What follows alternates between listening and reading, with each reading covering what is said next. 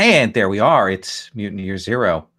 And we're going to stop all our Star Wars spoilers. And we are here in session 2 of our Gauntlet Quarterly experiment, trying with games that we can jump in and out of throughout the quarter, that games that have something that's a kind of a continuity. For example, in Mutant Year Zero, they are in a ravaged wasteland, but they have the Ark. It's a community. It's a location that serves throughout and is built up through the course of the game. There are other games that have similar features. I would say the crew in Blades in the Dark is a similar kind of thing to this. So there are games that have a continuity across the sessions. So last time we did world building, we did character building, we established some parameters of our setting, and got a sense of who is who. I'm going to have our players introduce themselves again, saying essentially what their role is and what the key details we need to remember about them are. And then we're going to walk through some more kind of establishing of specific details. I've got Roll20 up, and I've got a map, which at some point I'll screen share while people are talking. If you're watching this, you can then hopefully see what's going on with that. And so that is it. And then we're going to get to some play today. We'll take a break at the midpoint. We'll see where we end up. We stop a little bit early because there are end of game experience questions. And there's also the rolling to see how many people have died in the Ark at the end of each session. I didn't do that last time because I am a generous GM. This time, one of you lucky few gets to roll the die to see how many people die of your 200 population. That's going to be an exciting thing you have to do every session. If you roll like really bad, is it one of us who dies too? Like, no, but yeah. Sorry. It's like Traveler. There you go. All right. So let's start. I'm going to go left to right across my little photo images on my screen here. So Sherry, can you please tell us about your character? Who are you? You are muted again. Hi, my character's name is Eddie Ko. She's the gearhead. She is thin, dissatisfied, and likes people who are very angry and kind of mean. She's pretty smart, and she's got a lot of grudges. I don't know what else you need to know about this gearhead yet. Oh, well, except that she happens to have the parasite ability, which is awesome. And what is the parasite ability for those of us who need to know? Well, if I wanted to spend mutant points on it, I could steal a point of attribute from a victim for every MP I spend. I can't go over my maximum for that stat, though. I can also steal a mutation for 1 MP. And I can heal other people's trauma. So I could take a point. I could heal them for 1 mutant point for point, but I would take that wound. Mm-hmm. Alternatively, I can heal serious or critical injuries. It costs me more MP, but I don't take the wound. Okay. That is very cool. Also, because it's the start of a session, you get 1 mutation point. So you can raise that up by 1. Thank you. I'll make good use of that. Yes. I have a quick question for you, Sherry. Yes. Would you like us to generally address you as any KO, or is there a short form like KO or any, or it sounds appropriate considering our GM, any award winner, Lowell Francis? Huh. I suppose if you called her KO, that would be fine. It sounds cool, right? It sounds pretty cool, but so does any KO. I just didn't know if you had a preference. Any KO is her name, but she understands nicknames. And she, her is your pronoun? Yes. Okay. Excellent. Next we have Fraser. Could you please tell us about Syntax? Sure. Syntax is a stalker, so they go out into the rot and do their things. I get the impression from reading that most other people don't go into the rot, at least up until this point, but I do. And I have very little empathy lots of agility, a little bit of strength, and only a little bit of wits.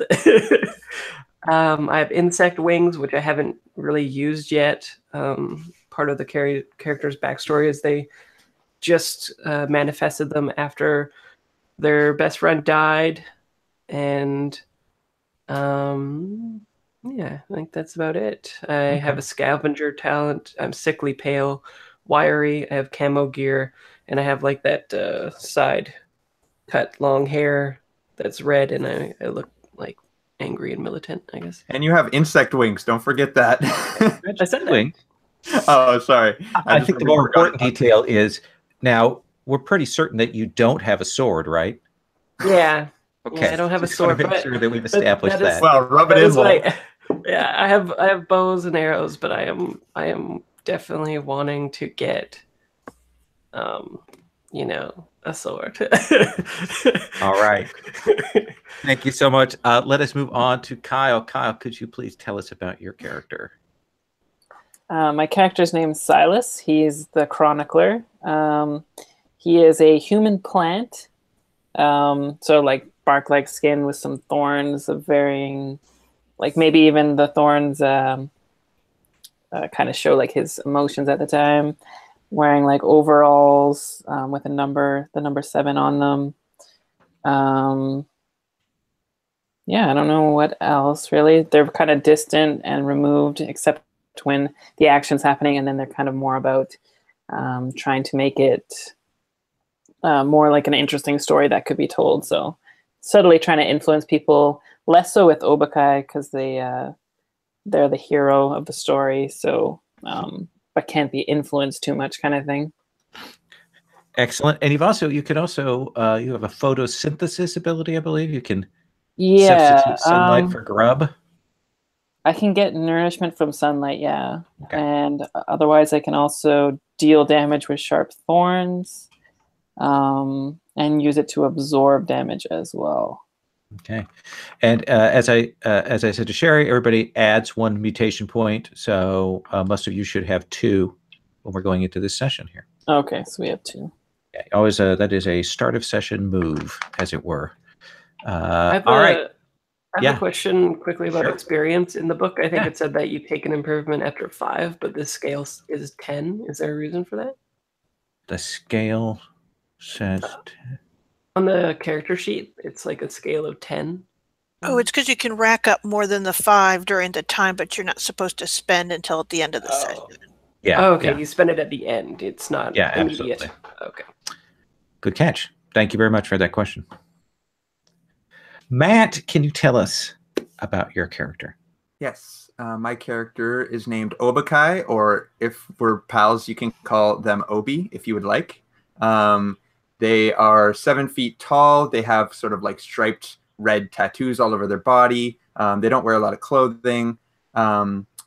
Basically, their big deal is that they also spend time out into the zone, and they feel like we are wasting a lot of potential resources, and there's a lot of possibilities that lay out there in the zone that we're not taking advantage of by holding up in the Ark and listening to the elders' lies.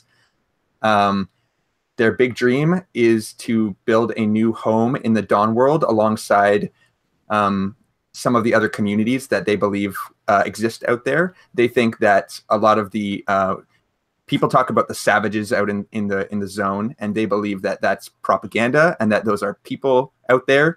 Some of them obviously are very savage and wild, but some of them are worth, connecting with, and that's what they are sort of all about. They are an enforcer. That's their deal. And your pronoun is they, them, yes. In part because you have very much a picture of your character as slightly different in some sentences, right? Yeah, my character is, other mutants, like other people develop mutations as they grow older, but they still a lot of the time resemble like more of a humanoid appearance. Obakai has always been a crocodile person and sort of feels like an outsider in that way. And I think that sort of adds to the fact a little bit in that they don't really align one way or another as far as their gender identity goes. Okay, that sounds good. And Fraser, you're she, her. And Kyle, what's your pronoun for your gender? It's he, him. Okay, all right. So what I want to do is I've got a map up here, and let me see if I can quickly screen share for people at home so they can see this incredibly tiny little map and go, what's going on there? I'm just showing it for just a minute. I've taken a schematic of an oil tanker, and because we discussed that our particular arc is on a great grounded vessel that is on a horrible rot-filled polluted waterway.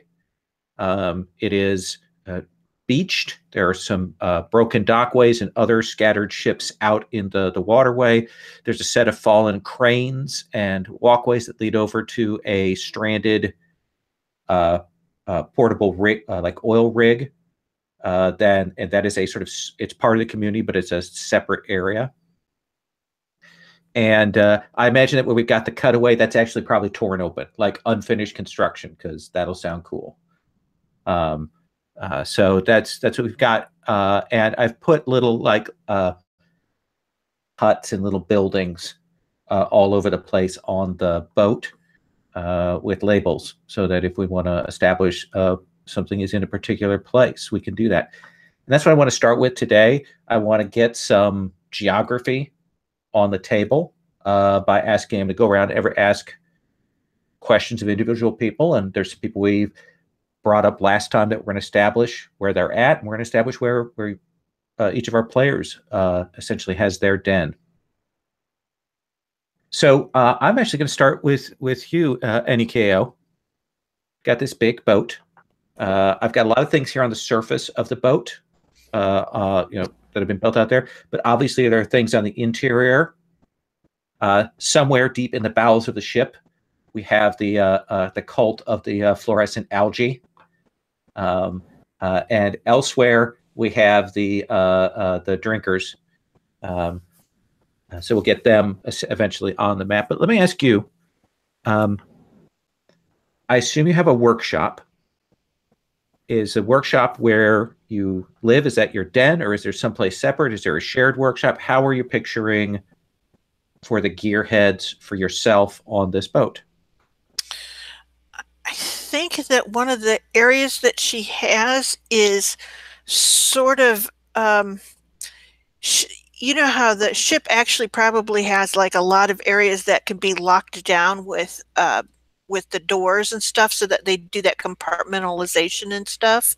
My guess is that she's probably got a section of corridor off on one of the sides that she's gotten locked off and added a little bit to the door, so it's not easy for anyone else to open unless they know the trick.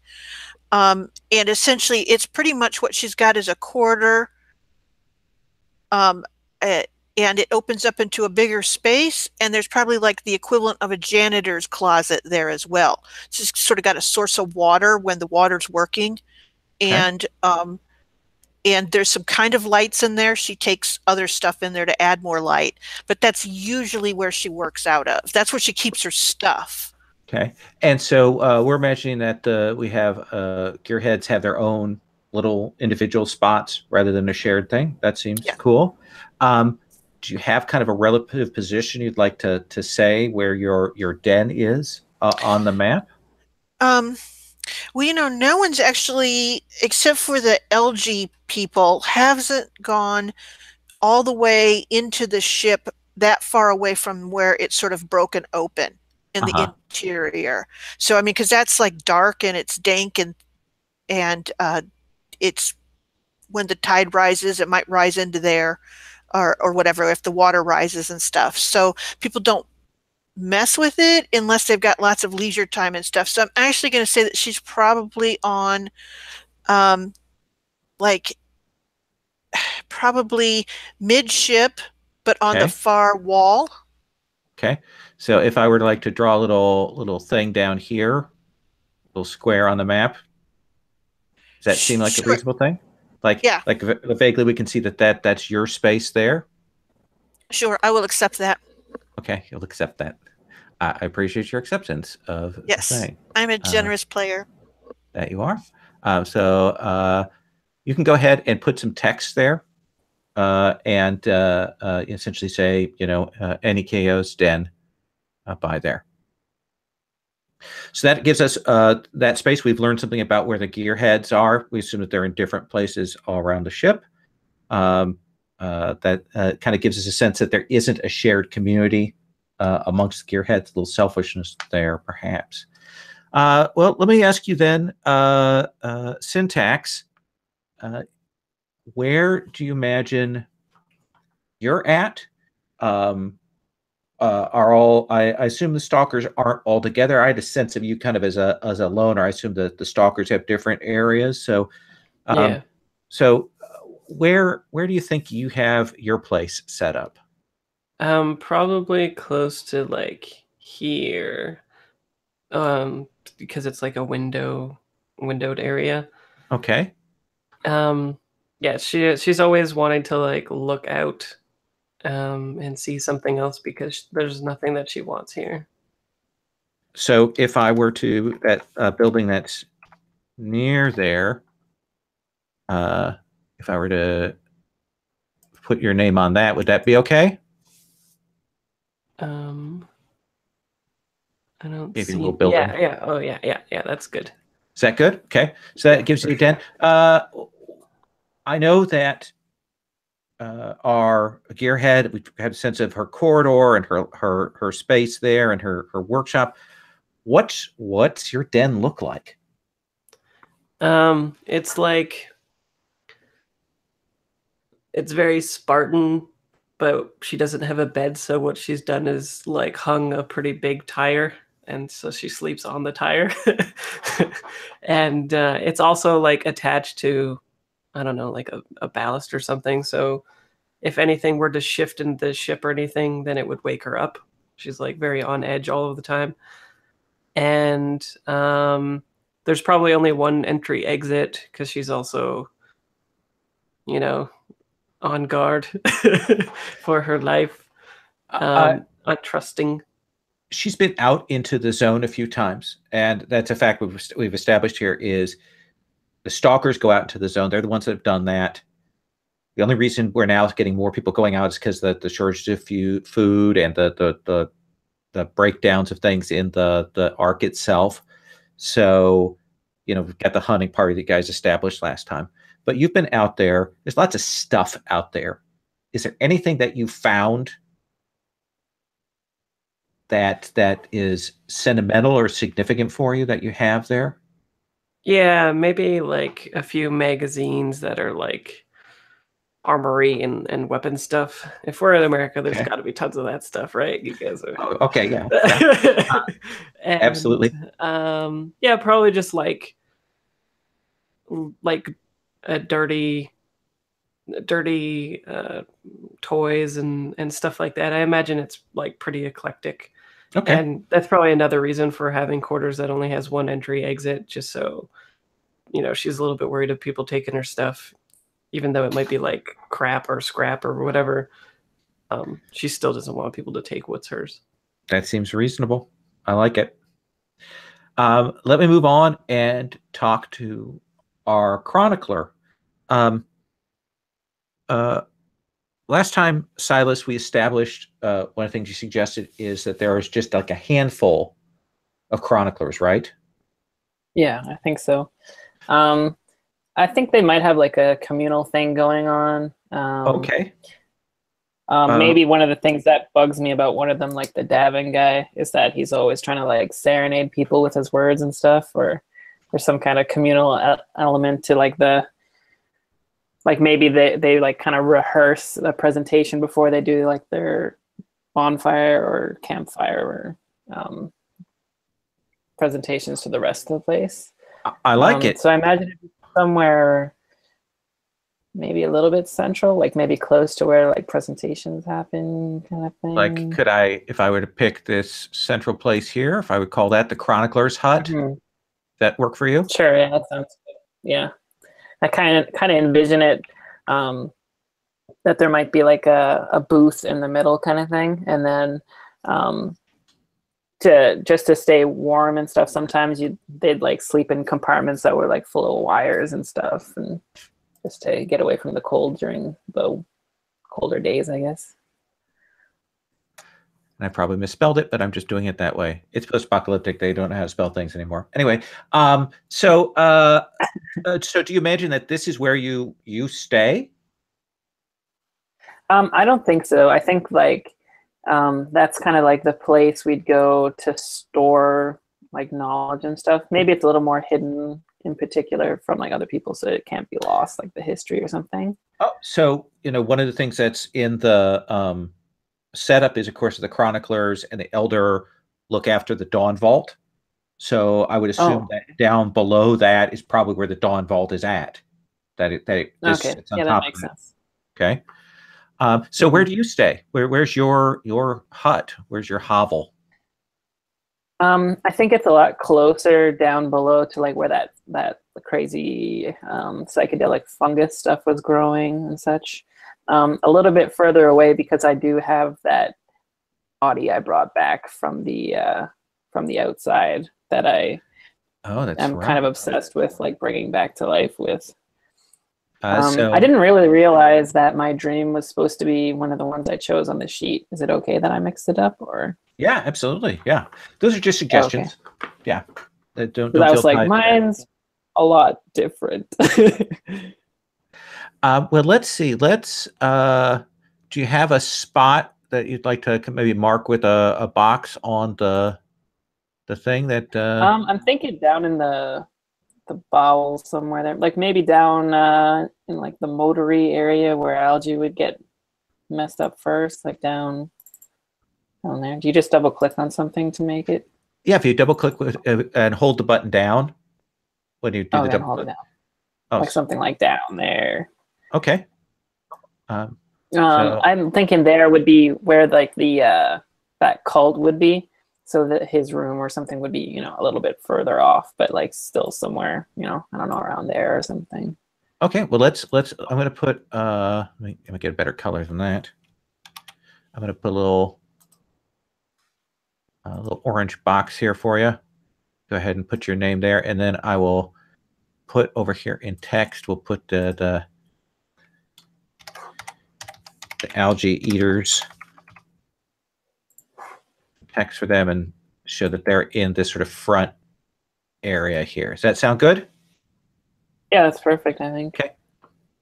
Awesome. And what is, the chroniclers have their kind of formal thing you've established there, where they work, they guard Dawn Vault. The elder probably has his quarters there. What, though, does your set of quarters look like? I'm picturing it like really cramped, like almost like a side compartment in an engine room kind of thing, like not really meant for people to like be in there. Because it's kind of like a source, like if anyone found it, they'd be like, kind of like, why are you living with a dead person there, right? So I was kind of thinking, it's more like because of the algae intake, he's almost like addicted to it almost. So the reason why he likes it so much is that whenever he takes it, the body's not actually there, and he like sees it in his dreams. So it's more like he makes a connection that, the rot could give her back to him, like that kind of thing. So he's just kind of like growing more and more obsessed with it, and knows that it's just, a source of embarrassment and shame and craziness and all that. Awesome. So you keep people out of your quarters, definitely, right? Oh yeah, like make sure like no one's following me down there and all that kind of thing. All the paranoia of an addict kind of thing. I love it. All right. Now let me come to you, Matt, and Obakaya, our enforcer. Tell me, you mentioned Brictoria as someone you want to protect. Is Brictoria the boss that you serve under, or is Brictoria just another boss? I guess if we're not trying to all be under the same boss or anything like that, I think Victoria would be the boss that I would be most interested in serving under. Okay. Where do you think Victoria's HQ is? Oh, cool. Well, I think they are somebody who wants to be in a place that is easily accessible to the zone, that they don't have to travel back and forth through the ship all the time when they want to go on expeditions, maybe. Mm-hmm. And I think, although I do think that Victoria is one of the lower status bosses amongst all of the bosses, because a lot of the others are more satisfied with like the current power structure, and she's really pushing back against that. So do we have any sort of like idea of where, the elder and the higher status people live? Or we're going to spread the other bosses around. I'm going to set, besides Victoria, I'm going to set 4 other bosses on the table. And we do know that the elder is there in that sort of central chronicler's hut. Silas has established that. Okay. It kind of makes sense to me that like the higher up you are, the more like actual of a cabin you get, because there's like, assuming that there's places on this boat for like people to actually sleep and stuff, or like the captain's cabin is like the most elite boss or something like that. Yeah, I mentioned that they want to get to the conning towers and all this up here in the far left-hand side of the map. Left-hand side of the map. Then that probably is a little more higher status. So what do you think, Matt? I wonder if maybe there's a place that's kind of to the above left of where the algae eaters are at. Is that claimed by anybody? So there's this place, and then there's this place, the brown one. Yeah, we can rename that as Victoria. Yeah, that'd be cool. I think Obakai has either fashioned or made something out of the boat where they can just have a pool. I think they have like a hut made out of sheet metal that they live in, basically, and then they have like almost like a kiddie pool that they just sit in and soak in all the time after fights and stuff like that. Okay. The water filtration system, it gives them at least some means of getting the rot out of their system there. Right. How do you imagine that you talked about the access down to the ground below? What do you imagine that is? Is it ropes? Is it an elevator? Are there stairs? How do you get from the top down to the essentially the ground below? I think it would be interesting if we have access to this somehow. If we've really, it doesn't look good at all, but we've welded on various pieces of metal to create like a makeshift ladder, but it almost looks more like a rock climbing wall, sort of, that we just have to like climb our way up. If we don't have access to that, it could be just something else that we've somehow stuck on to the side of the boat. Yeah, that seems fine. Probably things tied together. Wires, tied together for sure. LAN cables, that kind of thing, all hanging together. Welding is in the future. You have a nail gun. But that's about it. All right. Well, that gives a sense where Victoria is. Let me swing back around. Sherry, I'd like to talk a little bit broader. We've got some other things on the table that I want to establish. I want to have you tell me where 2 things are, okay? Mm-hmm. We've got some other bosses on the table.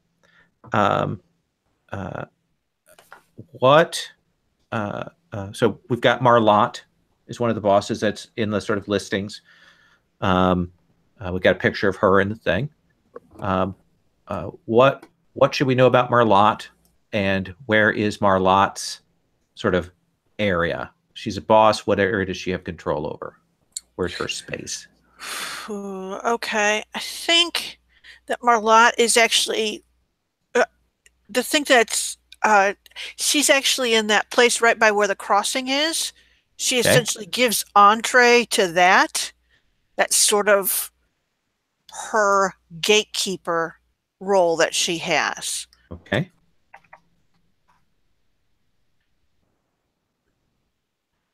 So she has a hold of that. There's another boss that's on the platform. but she sort of controls access there. It's a higher up on the boat, so it's probably a little bit nicer. That's a good thing. There are dog handlers, right? Yes. Where are the dog handlers? Where are the kennels? The Or kennels. are they spread out? See, I think there's actually two sets of them. Okay. So I'm going to say that there's a set of dogs that their handlers like to consider them, I don't want to say purebreds, but the good dogs. Okay. And they actually have access to the water whenever it's flowing. And so they're going to be up there probably closer to where the part of the ship with all of the sensory and steering equipment. So up by the con and all that stuff. But Okay. there's on the lower level down there, those dogs have that run back there on the back of the ship. They're very well protected. Okay. So if I put kennels Mm-hmm. there, does that look good? Mm-hmm. Okay. And I'll move part it of to a that is little more because visible. they kind of guard that area as much as anything. And then the other kennels, or I guess the other dog keepers, actually are probably right there near the boat, but actually on the ground. Okay, so probably in usually. and amongst the dock ruins and close by. Okay. Exactly. And that's typically where they're from. They have more run. Their dogs are a little bit rougher and tougher and stronger and more prone to having something bad happen to them. Okay. I like it. Thank you, Sherry. Let me come to you now, Fraser. We've mentioned the water a couple of times and the water filtration system that's on the boat, and that's sort of the major source of things. Where is the water distributed from? Where is the place that people go to get the clean water? I think it must be back here because that way the people in charge would be able to control the flow of people going to it. Okay. They have like literal oversight over it. Awesome. So if people are wanting to get more water, they just say nope. Who is, or let me ask you this, give me a name for the boss that kind of oversees that. His name is Delight because when he well, maybe somebody brought it to him, like a stalker friend of his or something. But I think there was sort of like a what do people joke about that snack that will survive the apocalypse always? Twinkie, yeah. It was like instead of him being called Twinkies on the package, it says something like "What a delight," and then people took to nicknaming him that. So, and he's got like a very big drawl and missing a few teeth, and he's Delight. Okay. Actually spelled formally Delight because it's on the thing. So there's a Delight is a boss. Okay. Yeah, and maybe for a time when they found a stash or whatever, he was paying, bullets or whatever to get those snacks. So everybody knows that he's kind of a little bit dim-witted, but in terms of muscle, he's good at breaking people that want to get to the water. And I assume as stalkers, you put a premium on finding sugary snacks that you could trade up there. There's market in Pop-Tarts and Starbursts and things like that have survived. Yep, and just no more Twinkies because of that boss. That seems good to me. I like that. Let me ask Silas then. What is there any, besides the Chronicler's Hut, is there any other kind of space of knowledge, any kind of library, any kind of unusual place that is significant, ritual-wise, anything? Well, definitely for him, like the algae eaters. I kind of picture it like an opium den kind of thing, and it's more like almost like Inception-y. Like they go to the lair to have like dreams and stuff, and that's where you could say like they have like the more like peyote, more like sensual quests and stuff. Whereas for him, like obviously his calling is like and job is chronicling, so it's actually got to be almost like the opposite, right? Like based on fact and stuff. Right.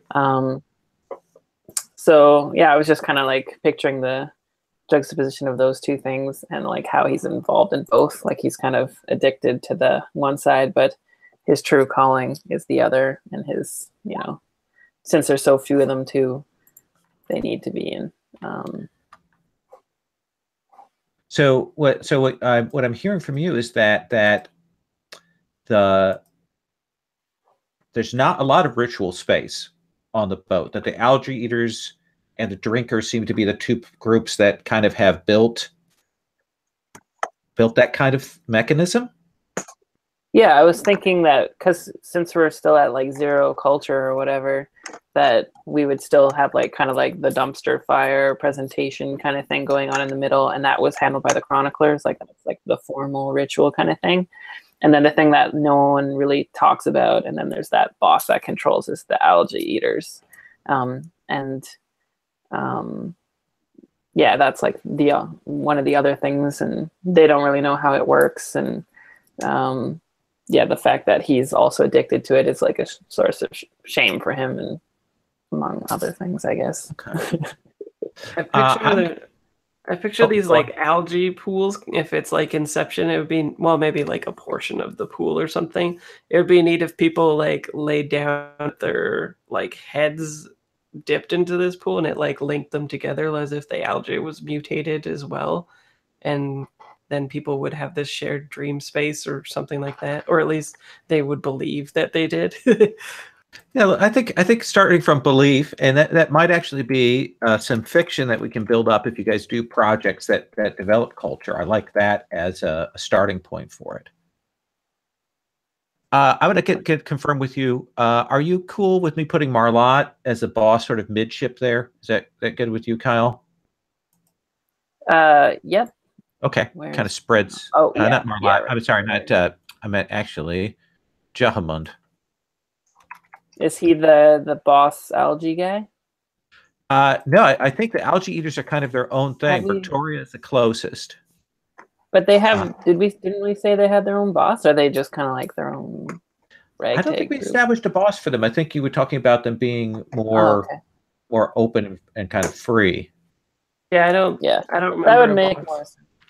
Okay, that would make more sense too, because then he can kind of like come and go without people knowing, and it's kind of another source of tension getting there and having his little dream quest without people knowing and stuff.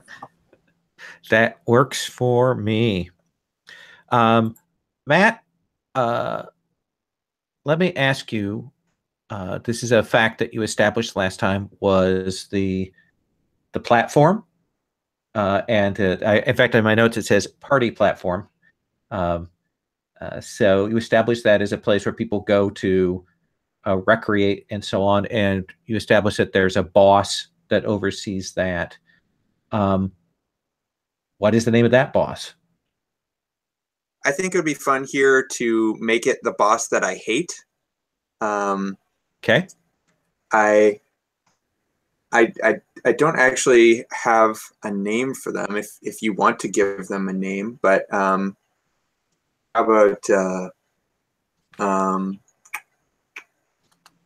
Orion? Okay. And I think they're both a boss and sort of a hocus in that they do a lot of preaching. They have a strong kind of belief system behind their whole thing. They claim that the rot is impure, that mutants are tainted by the zone's contagion, and they want to sort of distance themselves from all the mutant rabble that's on the ship, sort of. So people who are like really obviously changed from their humanoid forms maybe have a harder time getting over to the ship, or to the rig. Sorry. But I do think that it is there's a lot of debauchery that happens there. This is not some holy faith where they want to, abstain from all that stuff. It's just they look down upon those who are obviously not human because it represents, something that's beyond the arc. It represents, and I think they follow the Elder's dogma pretty strongly. Okay, I like that. So what we're establishing there is an interesting set of class distinctions that kind of builds on what you've already established for your own character, based on how mutated, how different they appear from the sort of what people have in their mind as being human. Yeah, I read the bit about the Elder wanting to protect people from the outside to keep people within the arc, and that kind of speaks to me that they're scared of what's out in the zone. So I imagine that people follow the Elder's wisdom or whatever, would sort of conform to that belief that what is in the zone is impure and dangerous, and those who spend more time out there come back different, and then that different is wrong in some way. All right. So we've got some facts then thrown on the table. We've got a few more of the characters, the NPCs. We've got more pictures that when we interact with them, we'll talk about that. Start a session, everybody gets a mutation point, and then the next thing that we do after that is we're going to talk about projects. Now, last time, as a group, I'm going to pull up the ARC character sheet. Last time you developed hunting as a project for your group. Essentially started to organize people to go out and hunt. And that did very well for your food supply. Essentially, you got exactly what you wanted, which was to get your food supply to the next tier. So right now, coming out into the spring, again, remember this terrain is still icy, cold in places, but you started to hunt, so you're starting to get a little more food available. Right now, your culture is a 0, your tech is a 4, your warfare is a 4, your food supply is a 10. So we need to talk about what project you'd like to do next. And I will find that table and talk about what you could do right now. This may not be an exhaustive list, but let me talk about the easiest ones and the ones that are closest to what you can get. Defenses increases warfare by 2d6. Cannibalism does some stuff, but I'm not going to talk about that. Cropland increases food supply by 3d6, but again, the more d6 it takes, the more d6 it gives, the more effort it requires. Slave markets increase food supply and warfare. Pigsty increases food supply. Temple increases culture by a d6. Zone wrestling increases warfare by a d6. Let's see what else is. I think those are all the ones that right now you have access to. So by requiring more effort, what do you mean? Just more people have to buy in, like have to roll for it, or? It's higher number of successes. So each project has 1 or 2 skills. When you do it, you'll choose which skill you want to roll with, and the number of successes that you get will count towards that total. So, for example, last time you only need four successes because there are 4 of you. Most of the projects take twice the number of players. So it would get, if you get 8 successes total over the course of 1 session or multiple sessions, then you will complete that project that time. And you'll probably, most of those give like 2d6, either on one thing or split 1 and 1. We also have available to us a tavern, which gets us culture, and it only requires 4 work points, and then a stables, which requires 8.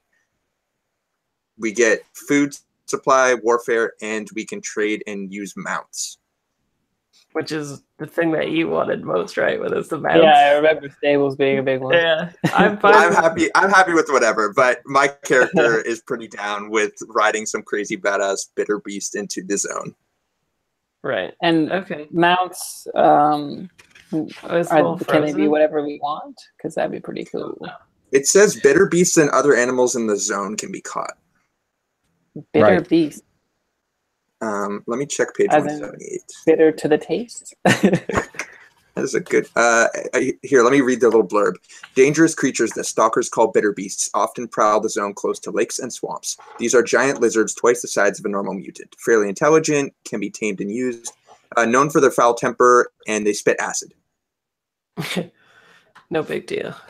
It does say other animals too. But I'm happy to go with something simple like tavern or temple or whatever you guys find interesting. Well, if you're excited about the mounts, I don't mind working towards that. I mean, it could come up later too. It seems like we're making pretty good progress. I mean, I'm cool with whatever. What do you guys think? It might be fun to have like sort of a communal thing that we could just get a good scene at, which is why I kind of like the sound of tavern. Like maybe we learn how to distill some kind of like algae or weird like on the shore or something, and we come up with a new kind of illicit substance and just all have a good time. Debauch. Have a good time, yeah.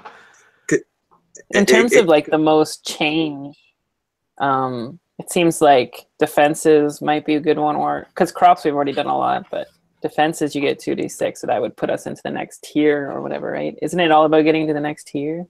Yeah, it is. So, and stables gives you 1d6 and 3 things, was it? No, it gives you in 2 things. It gives you food supply and warfare, a d6 in each. Okay, but plus mounts. Yes. So that's pretty nice. Sherry, do you like mounts? How do you feel about journalism?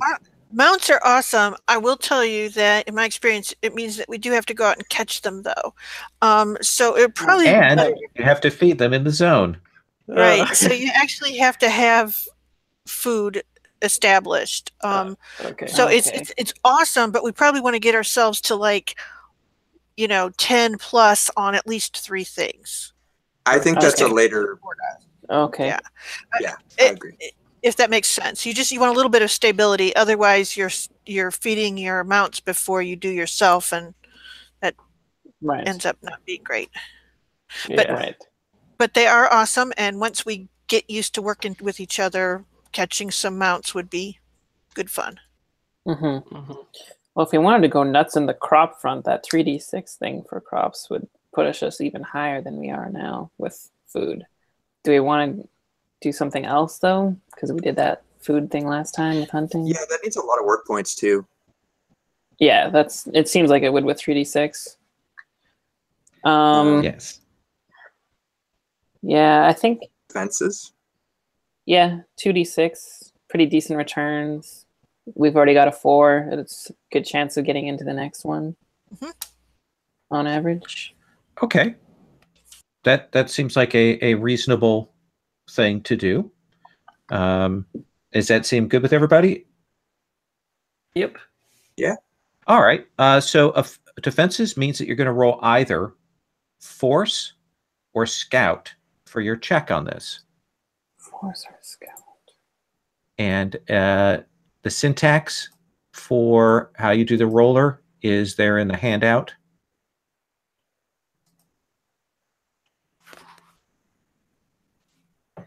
And now I'm going to teach you the goob that you will eventually find in this game.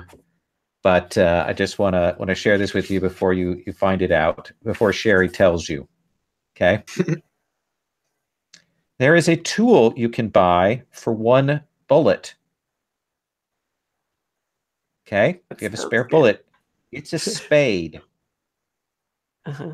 It gives you an extra die when you do projects. Oh, that sounds good. It is a cheap way to increase your effectiveness in doing projects. Does everyone get a spade? If you spend a bullet, if you have an extra bullet to spare, you can buy a spade. Okay, I'll do that. Hey, Lowell. Yes. I'm sorry, Sherry, I didn't mean to interrupt.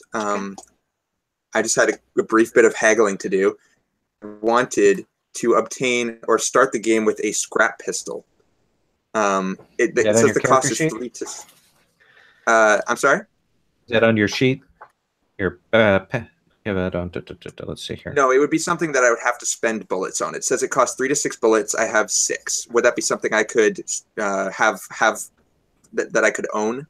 No, because it requires the community to have arsenal for you to be able to buy that. Okay, I wasn't sure if you could if your starting gear didn't require that, but yeah, that's cool. Okay, then I think I'll purchase a spade too. No, it's a smart move. It's a smart move. It can always break, but I will buy a spade for myself, and I will buy one for Silas because I can see him standing there looking awkward.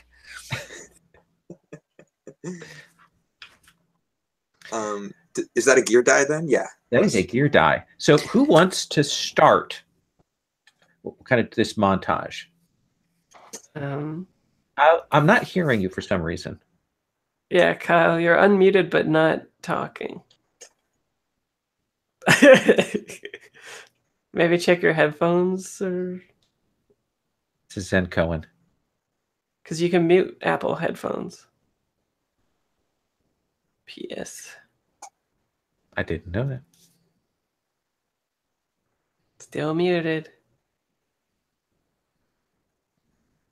Make sure that hit the gear and make sure your microphone is selected as the correct thing at the top.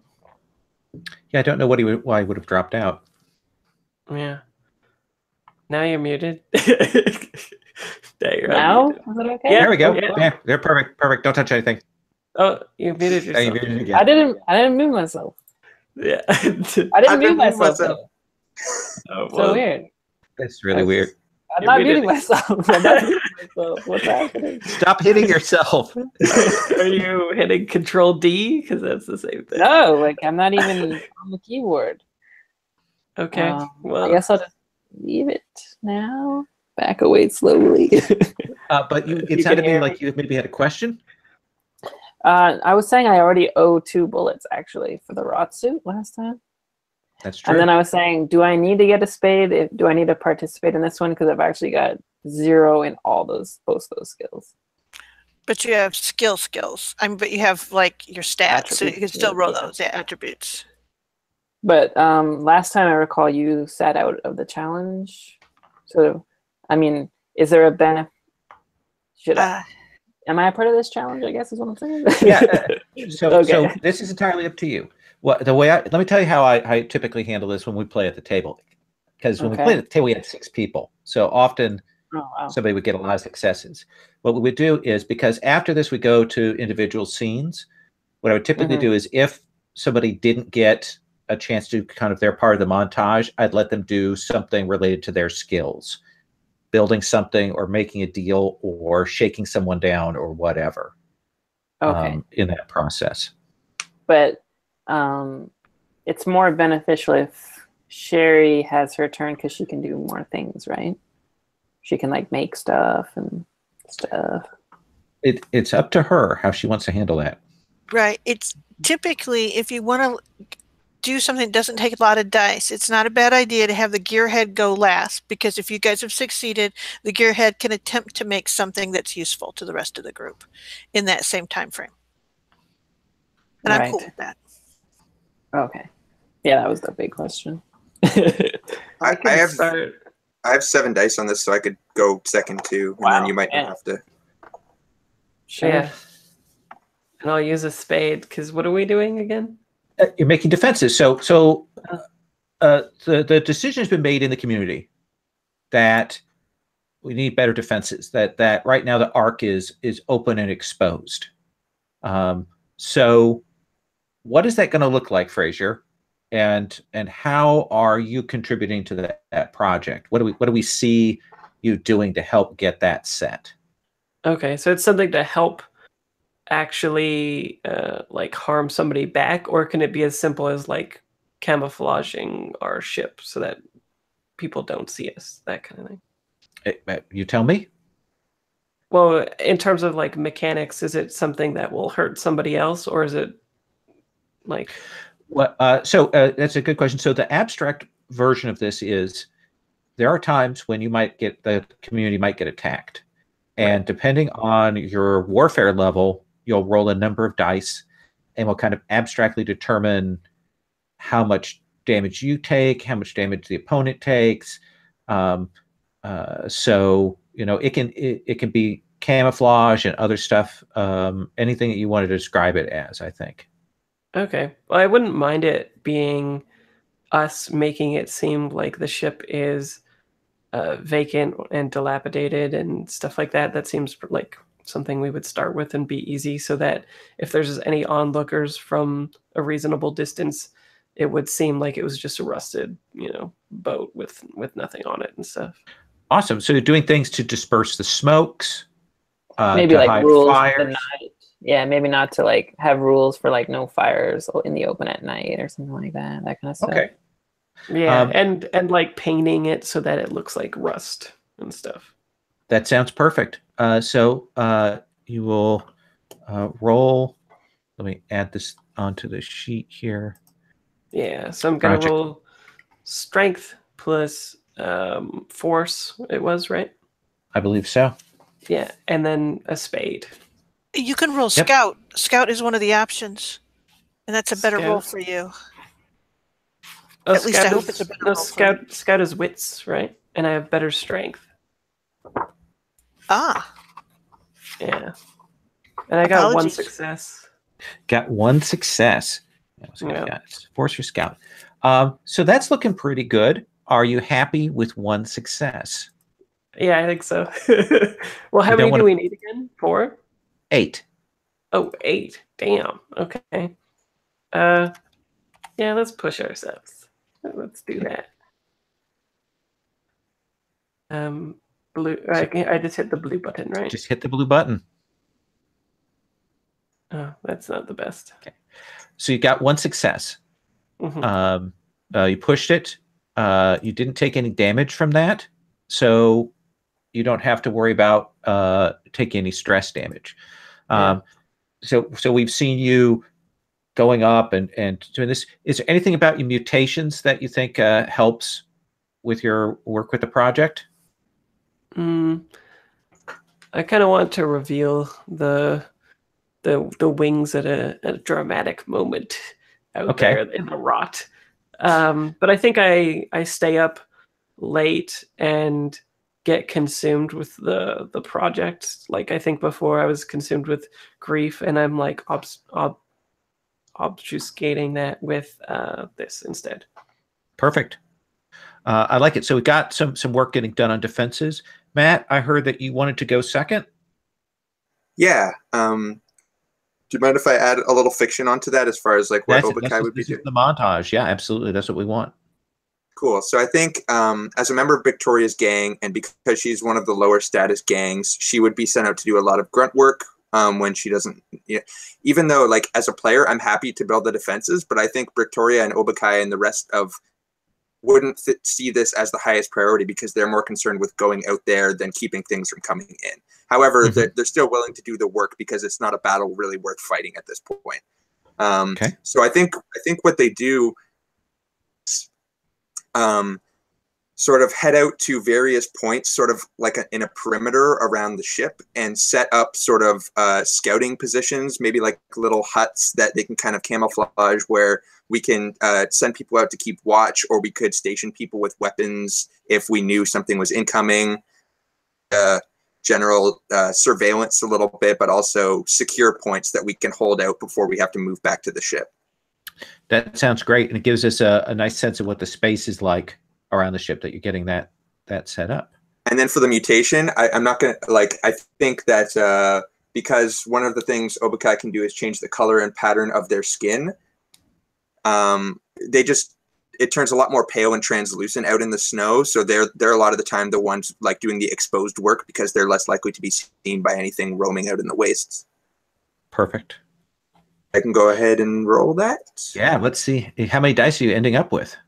I've got 7 dice. I got 5 strength, 1 force, and 1 from the shovel, or the spade. And it's taking its time. Ooh. Okay. So you get one success. Hmm. And looking at the die rolls, you know that if you re-roll, the spade is going to break. Right, because it's a 1 on the gear die, right? Yep. Well, it's unfortunate, but I don't know if I want to smash up my spade yet. Okay. So that is one. Just a bullet, dog. Just a bullet. Bullets are precious, man. I'm like 3 bullets in the hole already. You should just spend 2 bullets to get a bow, and then you never need bullets again. Just carve some arrows and shit. Isn't he the only one with a gun as well? I can't actually pick up the gun. We don't have an arsenal yet, so I've just got a scrap axe. Yeah. So are the beacons like tires you light on fire kind of thing, or like so that you'd see them from a distance? Or I would assume if you set something up like that, you could do that. Yeah. So Obaka, you're good. We're gonna move on. I think I'm okay. Okay. All right. So who do we want to have roll next? Is it our gearhead, or is it our chronicler describing how they are helping with the defenses? So right now we have 2 successes, 3. Yeah, successes. we need 6 more. So I only have 4 dice to roll total with a spade. Yep. Yeah. Go ahead You and don't roll. have to use the spade though. Should I not? It's up to Seems you. like doesn't have you to might as well hurt use you. it the first time at least, right? Yeah. Yeah. All right. Yeah. So I don't have skills. So when you get kind of drafted into helping with the defenses, like people, that's the community's kind of decide this needs to get done. How does Silas hide the fact that he's not helping much? I think maybe I get drafted into helping, but it turns into more like just chronicling what's going on and like being like, oh yeah, and this guy lifts a very heavy load, and they're like, yeah, thanks for the help, kind of thing, right? Something more like that. That seems perfect to me. All right. So, okay, so I have to roll either strength or wits. Is that what's happening? Yes. Okay, so I got a 3 in each. So Okay. I'm gonna go with wits because all I'm doing is chronicling and trying to make a good story out of it, and maybe making it so that I don't look quite as inept. As you walk around, people start working harder because they know the chronicler is watching, and you'll put their slacking into the chronicle. Yeah. And yet, as it stands right now, your work has been as significant as your other 2 players. With 7 dice. Yeah. Are you good with And that result? I think that's what's gonna be in the chronicle, really. I really am doing as much as everybody else. So Yeah, no problem. But I'm supposed to be the hero. That's true. I'm in a different section of the ship, I guess. All right. So- I assume you're not pushing. I don't think so. I don't have enough dice to make it worthy, I think. Fair enough. All right. Let us come around to Sherry with our gearhead.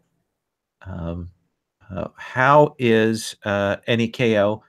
What are they doing to assist? I think that is the thing is I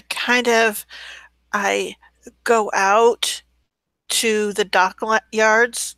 I go and visit the dog people. I get a safe passage up to one of the buildings that's a little bit taller. I wait until nighttime. I look at the ship. I kind of make a map of it. I go back. I see where the light was leaking. I see where the smoke was coming out. And I start trying to fix those things. Okay. And essentially, I go back that day. I try to fix it. I come back out the next evening. I look for more smoke. I look for more light. Awesome. A nice roll into what Fraser's setting up. I like that. Okay. Are you rolling Scout then? Yes. Okay. 1. All right. So you've got 1 success. Do you wish to push it? You've got 4 dice that could do damage to you right now. Right. That's essentially the problem. And the thing is that it's unlikely that I will get an additional 4 successes and make this go to the next time. So it's going to take us next session to do anyway. So I'm not going to push it at this point since I kind of walloped myself last time and had to take a very long nap. All right. So we've got the project. We've done some of that montage of the project getting worked on. We're going to take our 5-minute break. When we come back, I'm going to figure out where we are position fictionally, what we're coming as scenes, and then I will throw the incident that has occurred from the threat deck and put that on the table for this week. Sound good? Hearing no objection, I will say that sounds good, and we'll take 5.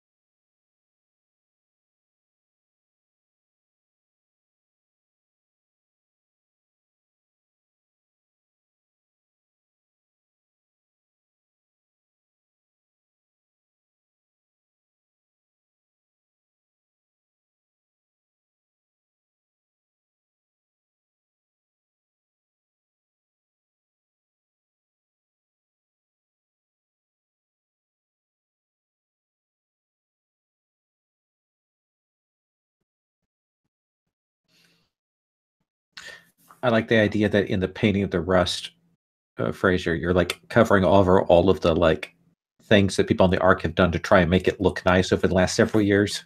Yeah, definitely. Those fools.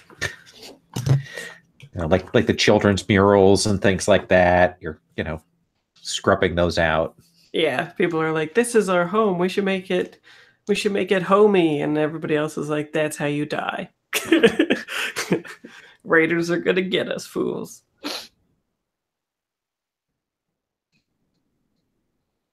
So do we have a history with raiders?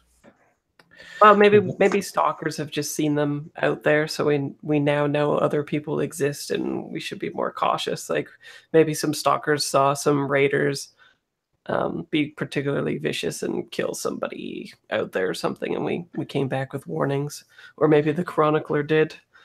Yeah, one of the things These that's are all boogeymen. one of the things that's in the fiction is that you guys don't know about what the nature of other settlements are. There are rumors and things, but I think, like Fraser suggests, you've seen cannibals, you've seen bands of small bands of raiders before. You're not sure what the nature of the settlements, if there are any out there, if they're just these scattered pockets. The only thing that seemed to be in larger groups are maybe the zone ghouls that are out there that have a larger pack of people together. I think maybe just to support the main idea behind like Obakai, and that he believes that there are like communities out there. Maybe sometime in the zone he's seen some sign of more of people that are less. I don't know what the word to use is, but like raiders or marauders or these savages. Like maybe there's some sign of people that live a little more like we do. But again, this could just be like him extrapolating something from one thing that he saw. Like maybe he just found, an item or some trace of something. Right. This is when Lowell draws a threat, which is like raiders come. No, I already drew the threat before the session. I what I typically do is I'll draw it about an hour before the session, and I have that in the back of my head as we're going through. So let's get a sense of that these projects are going on, things are happening. Let's do a scene. Let's start with you, NEKO. You have the person that you want to protect, Elon. Mm-hmm. And you mentioned they're an enforcer. Yep, she is an enforcer. She's not very big, but she's super mean, and she's super fast. Who does Elon work for? Marlot. Marlot.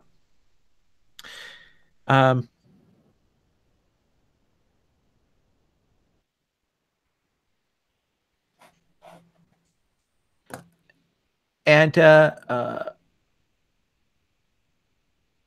we'll say you're working when Elon comes by to talk to you. And is just kind of hovering around in a way that is unusual. Like she wouldn't normally kind of come to where your gear stuff is at. But she's there and she's sort of hanging around. Okay, so when she comes, sort of throw the door open, and I'm like, "Come on, I'll turn the lights on. I got some battery, and I will bring up as much of the light that I can." And she's sitting there, and she does that thing where she's picking things up, touching them, putting them down, like kind of,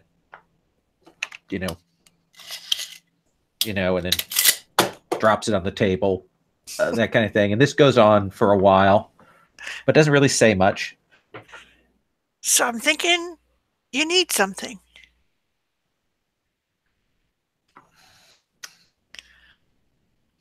Yeah, I do. What you got?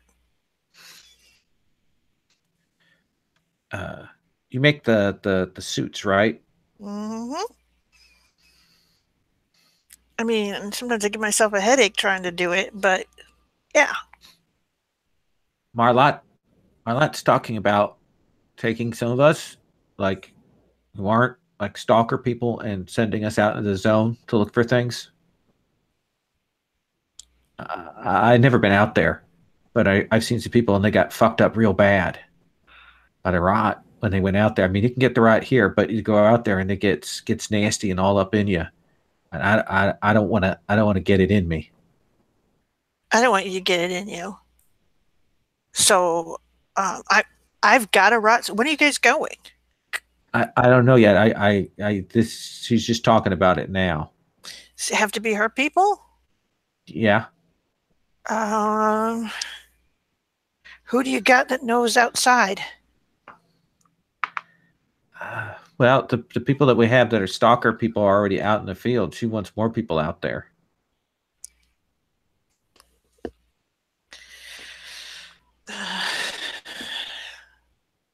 Give her my rot suit. Okay.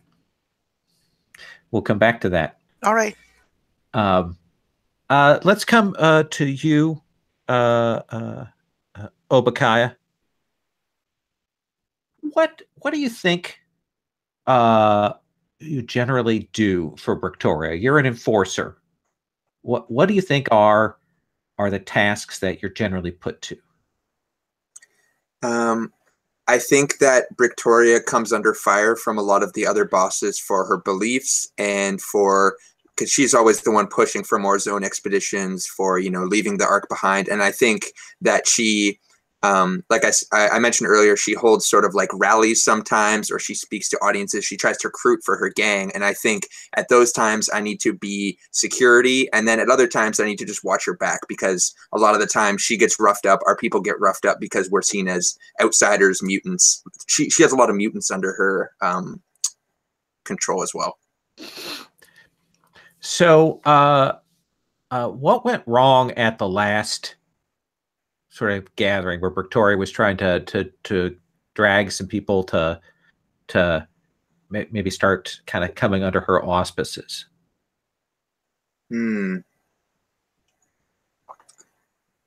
I think that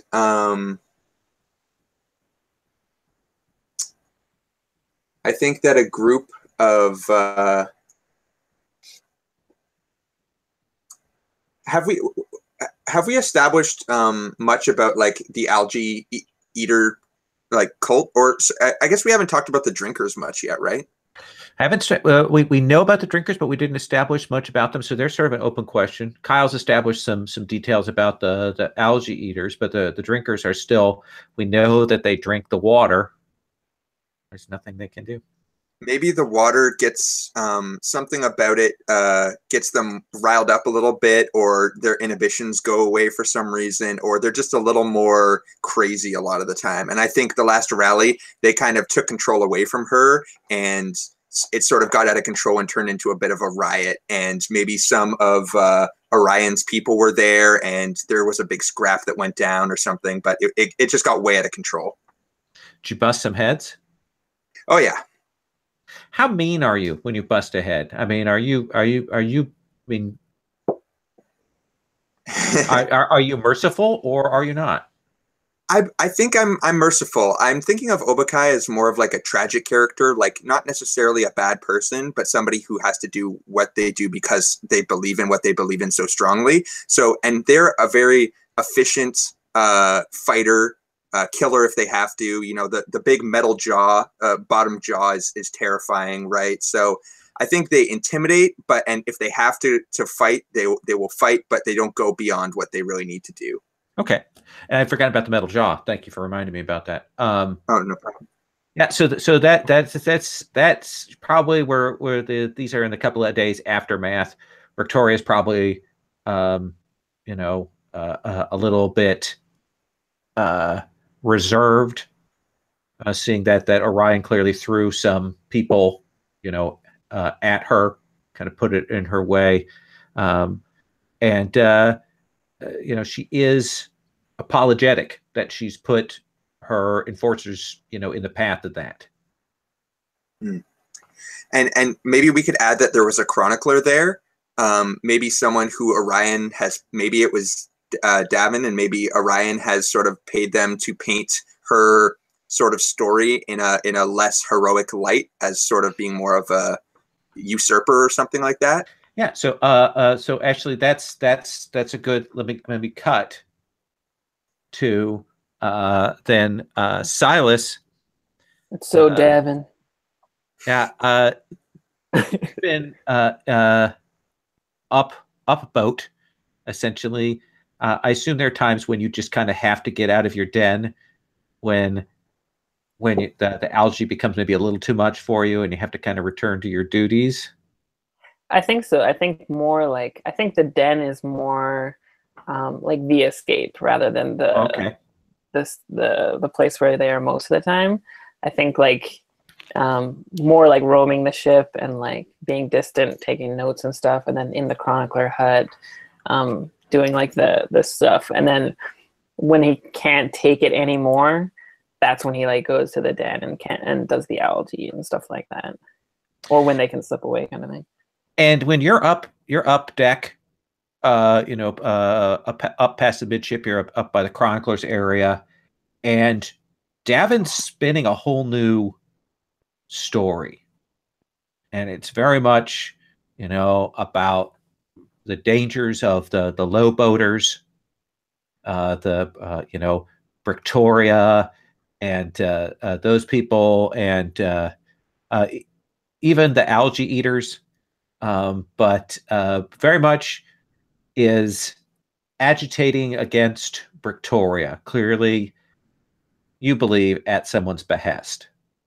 Is this just him doing like a recital before the performance kind of thing, or is this like him in front of a group? He's not in front of a group, but he's going around to smaller groups.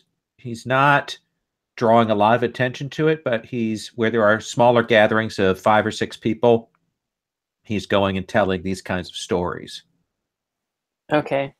I think I'd like follow him around, and maybe even like one time, yeah, just so we can see like the conflict between them. I think one time I'll like talk over him and just be like, and soon the truth was known, Davin. And soon the truth was known. I'd like try to be like cryptic and stuff, but clearly like I'm picturing Davin as more of like a bigger guy and more in higher standing. So I'm kind of like the lowest ranking chronicler kind of thing and younger.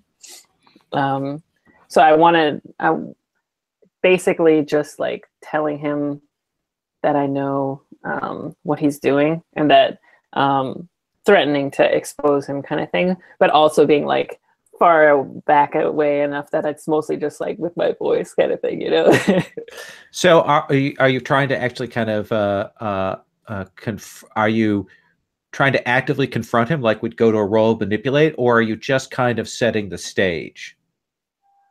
I think I was picturing it more like we're trying to talk over each other almost, like I'll try to talk over him to be like, no, and this happened, and then he'll be like try to talk over me and get kind of like a battle that way. And I think obviously if at that point he didn't know that I was a potential threat for him, that he would at that point kind of thing. Yeah, so he does. This doesn't seem to be a big stakes for him, but you've intruded on his space. Yeah. And so and maybe because it's in small groups that I feel like courage enough to try it kind of thing. And you probably feel, because you kind of stop him from going too far, and he stops, and the others move on, and he will look at you. No expression on his face, but you see him kind of focus, like for the first time he sees you, and like notes your name. And yeah, I'll try to hold my ground, but I'll like start shaking a little bit probably, just because of how like much of a coward he is, really. And he walks away. Not the walk away of any kind of a surrender, but like this is coming soon. I didn't know you were in my way, but now you are. Kind of like a reverse dead man walking. Yes. And then Syntax, what bad thing happened the last time you went into the zone? Maybe what I was talking about, where we saw the raiders or whatever. Mm-hmm. Maybe it was like a swampy area, so it was like fairly unintelligible what we made out, but it seemed like there was another group that like had been attacking one of its other members or found somebody else in the zone, and they were beating them and stuff, and that's what led to this project of covering up the ship, because there are other people out there maybe, and they seem violent. And this happened to essentially the south interior that you'd seen that close by the areas with, you know, the surrounding areas of your arc are probably pretty well known to stalkers. So when you get, you know, 2 or 3 or 4 squares out, that it gets a little more uncertain for you. Mm-hmm. So let's I'll put a little X as a freehand. I'm going to put that down, little X below your thing where you saw the person's there. That's Jason level drawing there with my freehand.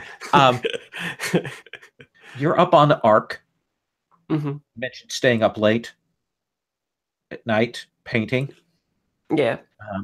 You're up on the arc when in the distance to the north, you'll start hearing large, sharp sounds, and you'll recognize the sounds of gunfire and other noises. And then from a space, you guess, you know, a couple miles to the north of you, actually across the river, you see like fires, like some small explosions, and then smoke. And this goes on for maybe 5-10 minutes. And then the sounds fade, but you can still see the sort of smoldering glow of a fire in the distance. Yeah, Kyle's stupid comment. Is this Yes. Kyle's fault? The beacons are lit. Yeah. So you guess So it's. is it just me? Like, is everybody mostly sleeping and stuff, and I see this, or? Oh yeah, you're a special PC, so yeah. Everybody you else. know, Is there are probably taking some a other nap. people out there, but for the moment, you look around. You're maybe the only person who's really realized or noticed this, because Okay. the ship tends to insulate a lot of the outside noise. Right. And you had also said that you spend a lot of the time just kind of staring out there, you know, looking for something to die for, right? So something to, like I just imagine the wistful staring out into the sea. Is this on the island that's to the north? No, I've actually put a bigger red box on the map. Oh, pretty far away. That's actually at your guess, based on your intelligence. Mhm. That's where that fire is happening right now. You know, it'll be out soon enough, but something has happened there. And then also there's like metal on metal sounds to the south there at the X. That was actually the X was where you originally saw some people the last time you went in the zone. So that's just kind of a marker of that for you. Oh, okay. And then so the steel sounds though are coming just like out there in the mist or From there, whatever. yeah, like big. I mean, you're hearing machinery sounds for a bit, maybe engines, and then those die off. They die off. Okay. Yeah. I guess maybe some of the worry there might even be like if there's people to the south of us with the machinery and stuff and they see the fires, we're in kind of like the direct path if they were going there, right? Yeah. So what do you do? Who do you tell?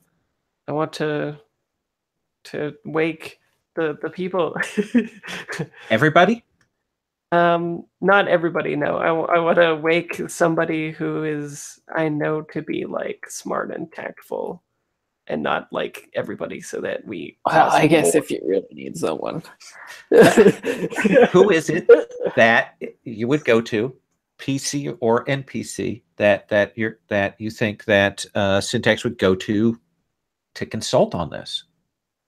Maybe a boss that's really smart and like could like Delight. No, not Delight. Victoria knows the zone. Victoria knows the zone, but she's small and on the outs. She is small piece. Jahamond knows and likes tech. He sort of covets it, so he's a possibility. And Marlotte's kind of a schemer planner, for better or worse. If you're Delight is he's a water baron. You don't like him, and Orion's a big drug lord. Right, and the elder is like basically just like an old dead guy. To speak to the elders, you'd need to go to the chroniclers. Oh, okay, I go there then. Okay. So in that case, we will have you cross paths with Silas. Okay. I think I'd be like just walking past him going just like stupid. Just gave himself away. You do it. Like, oh, hi.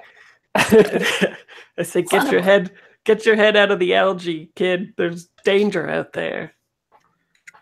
I know. I just stepped right in it. I didn't even think about it. I just cover your mouth. You can't even speak. And I say, there's noises in the distance, like machines, like death. We need to wake somebody. And you see him like scribbling furiously on the pad. Interesting. Yes. Yeah. How would you describe this? As dangerous and needing to act with urgency. Yes. You need to take me to. You need to take me to somebody who knows what to do if danger was to attack us, like a tactical commander or someone smart like that. Well, we've never been attacked, but whoever could, whoever has the smarts to repel such an invasion. Well, wouldn't the first step be to get someone on the little spyglass things or whatever on the ship? Do they have those things? Or am I thinking of something? No, you have a radar. You have a radar that will tell you if there's a big whale. That will not tell you if there's anything across the ground. No. Oh, yeah. But I thought you said there's like something in the water that was pulling up to us or something, like a boat. Nope. Oh, nope. Oh, okay. No, there's fire. I don't know we've got a boat. I just crossed that out. No more, but just boats. Okay. Got carried away. No, yeah, there's fire in the distance to the north and machine sounds to the south. We need to. Well, there are no machine sounds to the south. The marks on the south are what you saw. The people a ways ago. The last time you went into the zone. That's what days ago. Disconnected. The machine sounds is all to the north. Okay, so whatever's going on right now is all in the fire and stuff, right? Okay, so in that, yeah, we need to set up somebody we need to talk to somebody who's in the know-how with binoculars. Tactics. We need a defense, and then we need to send out some people to investigate the fire. If there's people we should connect to these people, they might need help, or maybe we can help ourselves, if you know what I mean. Yeah. Well, I think there's someone in which boss was Obakayan? Victoria. Victoria.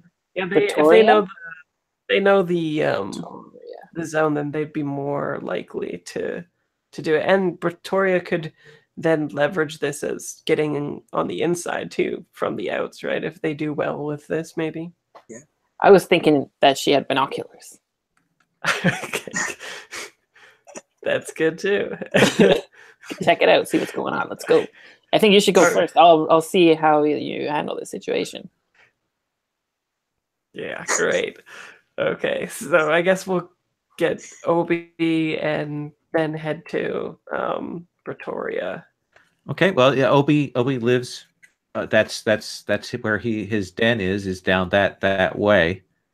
As we start heading there, I'm like, you just hear me in like the back room, like, oh my god. Tell me, NEKO, what's the wild coincidence that puts you in the path of these two? Let's see here. I think that essentially what happened is that I have a set of these weird little devices, and I don't know what they are, but they seem to react when the earth shakes, not when the water moves, but only when the earth shakes. And they started like going, and so I kind of was just heading out to go see if I could see what was going on. Like a seismic at night. I don't dark. know what they are, but they do this thing. So yeah. It's dark, and most people don't go out at night on the surface of the boat because it is at an angle, and it is super freaking dark, super dark. But you will see in like the bit of ambient light that you get, you see two people moving with some purpose, and you will recognize Syntax and Silas. Oh, and I go, oh, hey, Syntax, what are you doing? And I think I like nervously look around for a second till I spot you in the darkness, and then I just like point to the fire in the distance. And maybe in the distance, at the angle of the boat, you can see maybe a tiny bit of glow. Oh, hey.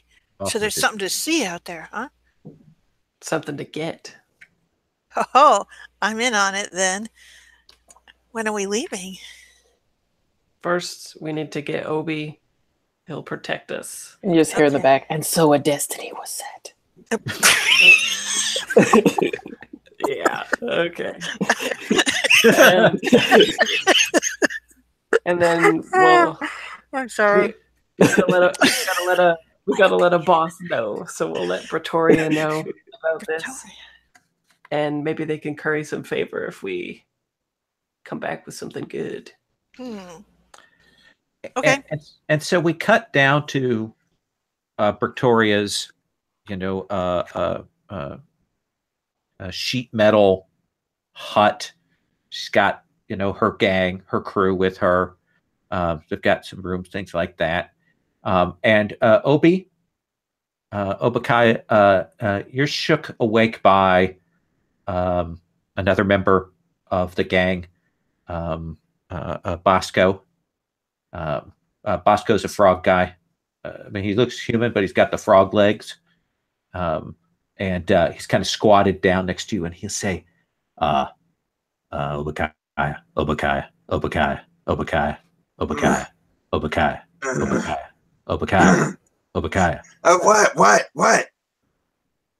Obakaya. So Bosco, you can't just be coming in here like this. I'm trying to sleep. I know, that's why I'm saying your name, so you woke up. Well, okay, that makes sense. What? Yeah, see? Yeah, it all has a plan. It all has a thing. And you're a thinker. Anyway, so some of your friends are here, and they like have something they're talking. They want to talk to Victoria, and they said to call for you. So I came and I got you. Is it Syntax? Oh yeah. Okay, I'll be right out. And I get up and I start like adjusting my jaw, making sure it's all like locked in properly. And I'm like picking stuff out of my teeth, and I'm just like shaking myself awake. Like, and then I think I say, I think I leave, and maybe Bosco's just like standing around like in my space after I'm gone. I'm like, Bosco, you can't stay in here. This is my room. But you're not in it. So as soon as I leave, it's not mine anymore. Is that how it works? Yeah.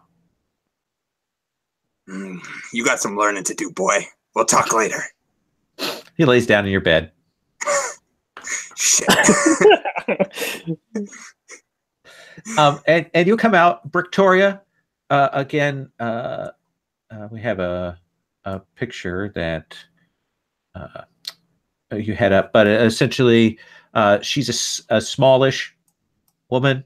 Got that kind of hair that's cut. She's got kind of a what's left of a ragtag rad suit, like a fancy one that was found, has kind of gotten worn out.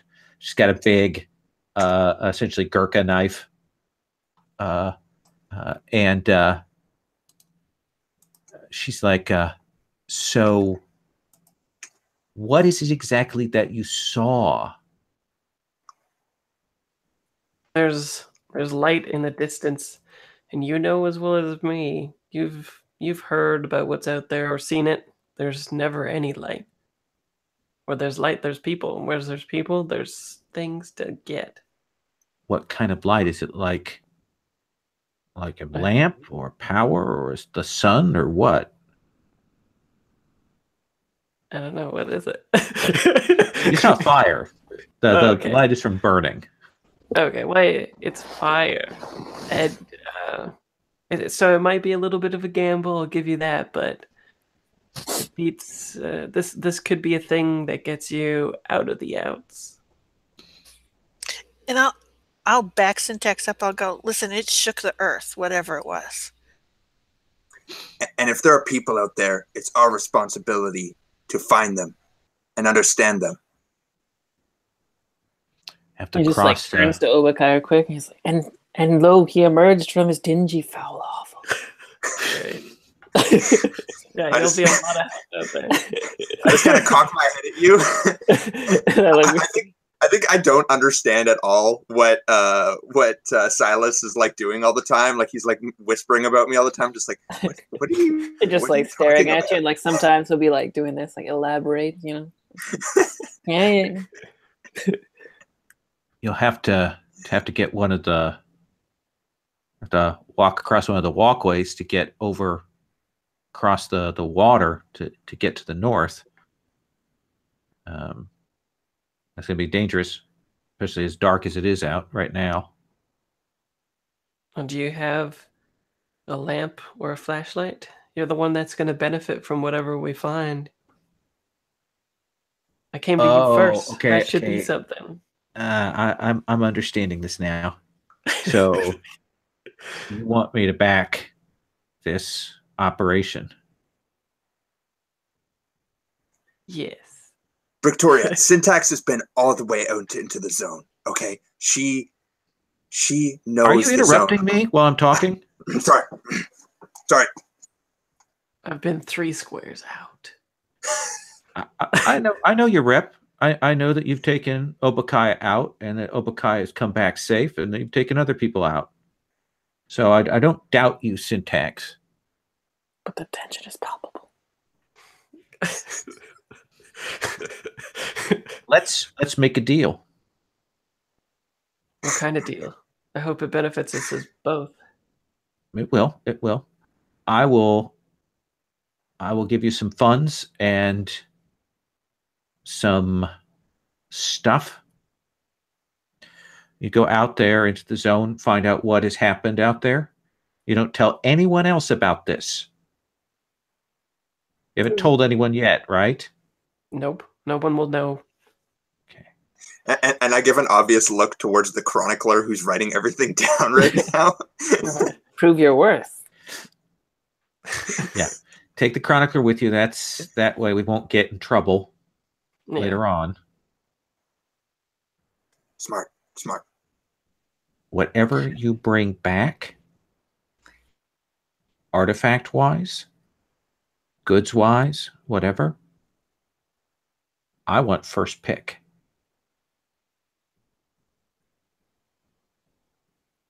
Sherry, is that a good deal? Could be anything. Could be a sword. It's a fine deal. Okay. It's okay. She has really bad taste. Don't worry about it. Nice. I'm right here. Yeah. You get first picked, but you know that if it's a sword, it belongs to me first. Okay. Just like something everyone knows. Yes. You like swords.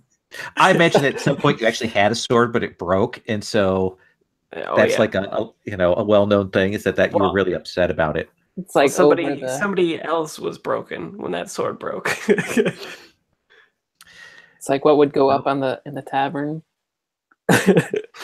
Yeah, it's super glued. She'll open up like a chest. She'll kind of go through it, and she will come back with some cans and a box, and she'll set them down, and she'll say, "This is 4 rations of grub, 4 rations of water, and a dozen bullets." Mm-hmm.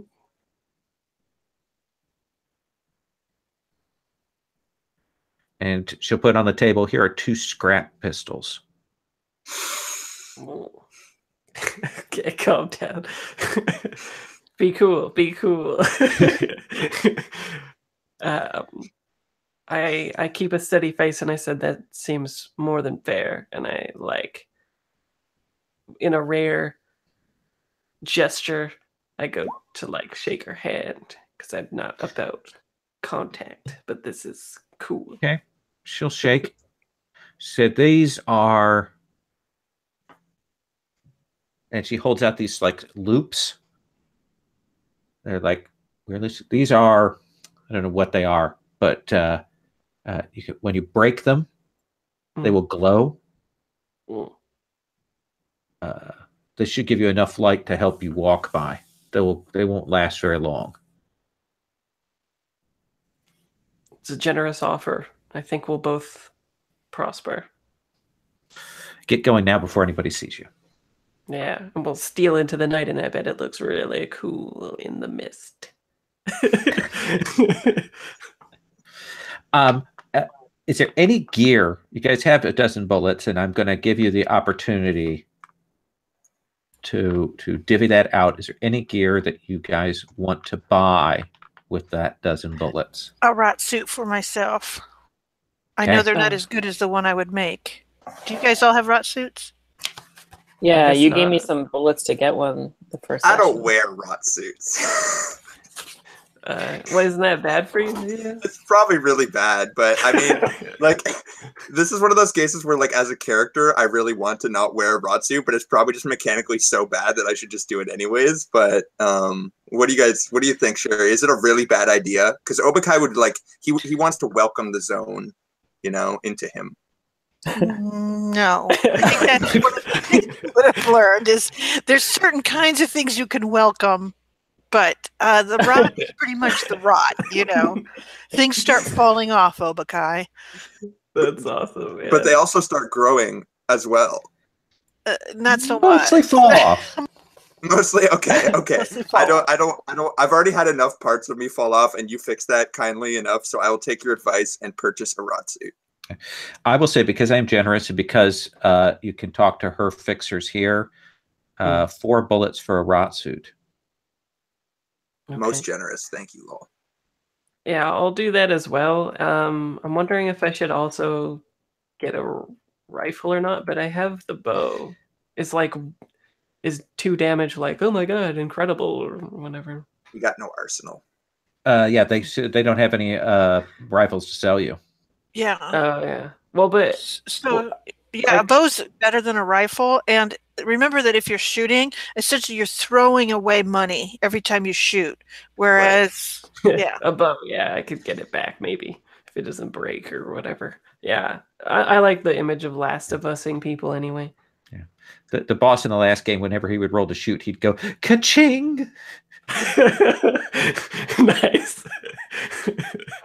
Okay, well, I'll get the rod suit then, and if we divvy up the bullets 3 each, then I'll take 1 away from my own I will do the same. And I'd be happy to take less of the other stuff if I could get my hands on one of the scrap pistols. What do you? Who would like to? Who's interested in one of those bad boys? Take your fair share and take a scrap pistol. I get to start with one, so I had one. Yeah, so maybe the Chronicler probably needs one. Sure. Can I use it? Like, I don't know. Not well. Yeah, not well. You would just be using your agility until you buy a point and shoot. Okay. I preemptively bought shoot for this exact situation. Yeah. Okay. Well, you can give it to me if you want, but it seems like you might want a weapon. Of some kind.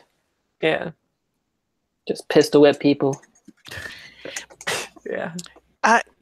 Do you have, can you pick up a stick, too? Just in case you get close quarters? Sure. Like I imagine sticks still exist out there, eh? Oh yeah, I imagine you get a broken, jagged piece of metal. Do you have any cool Chronicler stick? Like, do you have a thing? Nah. Okay. No, I don't come with any of that action. I mean, it could be just like a fictional stick, like like a staff or something. But yeah. Oh, I thought you meant like in the character sheet kind of thing. No, I think the pipe though. That's cool. Yep. Yeah. I like that. And we've got some pipe is good. Pipe is good. We got some glow sticks, right? Glow sticks. So, yeah. Do we want to spend money for an oil lantern, or is that even a possibility? Let's see what you could buy lighting wise. I don't think we can afford a flashlight, but probably know how to make torches. Yeah. Can't make an oil lantern. Essentially, will cost you a bullet, and it uses a dose of booze each day. Yeah, whereas a torch is only lasts an hour. Mm-hmm. So we just have to get away from the place during the night, right? Yep. And we don't want to be too obvious, so we'll be using the loops for that, and then anything else we take is for traveling further away from the boat. Right. Okay, so you think maybe just it'll be day by the time we come back anyway? Yeah. Okay. Okay, yes. That sounds good then. So you have to cross across the water to from the boat. You have to get down on the docks and cross the water. So let's look at that journey. Sherry, what's the first obstacle getting off the boat and dealing with the docks that you guys have to deal with? I think the first thing is that we have to kind of get past the dogs and not set them off all barking. Okay. Essentially we climb down, but then we have to not make a ton of noise or the dogs will get all riled up and people will come and look. And Syntax, what is it that you guys do? How do you figure out how to get past the dog situation? Do you know something? Do you have something you can do? Yeah, I think I have a stuffed animal from the rot before, and it is one of those ones that looks like it would be meat. So I throw it, and they go chase it, and because they think it's like an actual piece of meat, but it's just like a plushie. Okay, so you fling this Paddington Bear doll off in the distance, and it lands amongst the dogs there, and it kind of draws their attention, and you're able to move past the dogs. What's the next obstacle that your group faces in trying to get away from here and over to the water? I kind of like the idea of somebody taking like a piss at the edge of the boat. Yeah, there are some watchman guard people. The fires have died down enough that people haven't seen them, but there are some guards here on the docks. We've established that, the perimeter people who will probably call you out. So Silas, how do you assist in getting the group past that? I think I'm gonna just sidle up next to the guy as close as possible and start peeing beside him, and then I'll just start talking as much as possible and trying to keep him busy while they like kind of sneak past.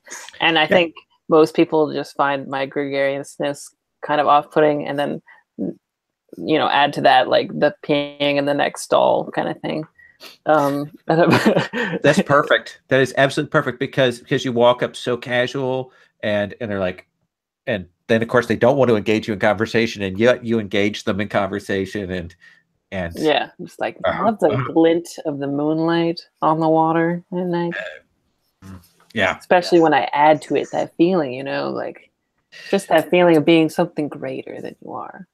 Oh, okay. Yep. Gotta go back to patrol. Thank you. Okay. Gotta go. Yeah, and you'll allow them to sneak past, so you guys can get past the guards here, heading towards the water. Kyle, what's the next obstacle to kind of crossing the water that you guys face? I'm kind of envisioning like a crane or something like that would like go from the boat down to like a lower level kind of thing, rather than like a boat or something like that. Okay. Yeah, there's a falling one of these dock cranes that has fallen from the piers. It goes a ways out into there.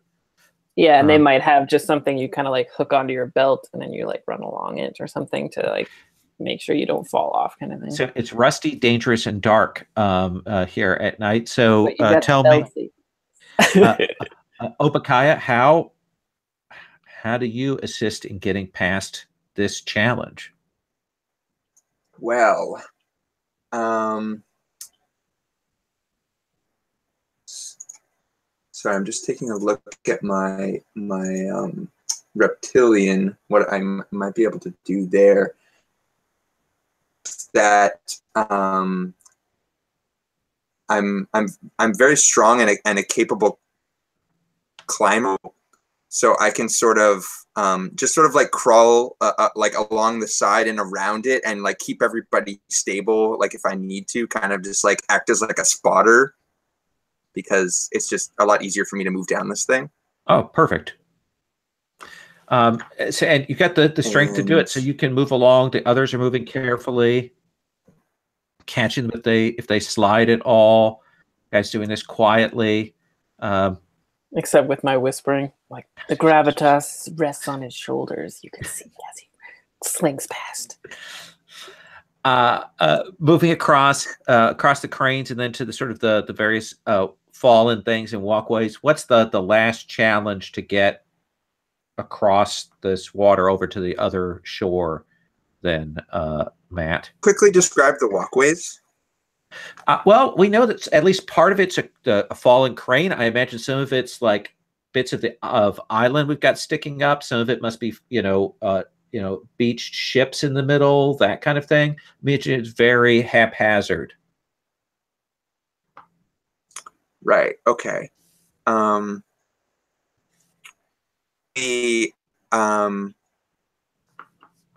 this point as well, like, because it's closer to the water and it's still really cold out here, things have like frozen over and everything is like really slick and slippery. And I imagine that there's also like, maybe it's really windy and gusty out here. Like moving in the water beneath us, there's like some kind of like strange fish or like sea creature that is like maybe bumping up against the walkway and it like shudders every once in a while or something like that. Treacherous, precarious footing, ice and snow. We've got that creature moving down below. So let's come to you, NEKO. How do you assist in getting past that kind of footing? I think that these are places like all along the dockways, and on this side of the river and the other is a place where all the gearheads go for scrapping. And so they have a whole set of little helping things that they've built for getting across. So I'm going to say that essentially she's probably going to bring out a fairly standard set of like these jugs that have gears and stuff in them, but also like another jar inside of it, and when you throw it out into the water, the jar and the gravity kind of in the water rocking set this thing going, and it makes all this noise, and it attracts those big things. So it pulls those away and distracts them when you throw those out into the water, because they think that there's something out there. And then essentially we just use the sort of handholds and sort of steadying sticks that are out there that all the gearheads use to get across these walkways. All right. So you'll move across. Tell me, Syntax, most of the time your group moves to the south. That's the land. It's easily accessible. Why don't the stalkers usually come this way? Why don't they usually come north? Because I think because of the water and the general, whatchamacallit, like weather patterns and stuff, there's usually a lot of fog here. That makes sense. Yeah. Especially as it gets on towards morning there. So you have moved up into the next zone. It is close enough by. We don't have to have you make a check for that. But let me mark this. I'm going to mark this with a, let's see, what's a good way to do this? We'll just do that like this. Okay, we'll just put a little put a kind of pale square to show that that's an area you've just gone into. We don't have to do the stalker roll for that. The scavenger thing? Yes. So, but you've moved into there. You guys, get yourself set, get yourself braced. And I assume once it's light, you're going to proceed forward. Mm-hmm. Okay. So what? I don't know if we would wait even, right? Would we? I think we're moving with haste. Okay. Absolutely. Makes it a little more dangerous, but that's okay. We can do that.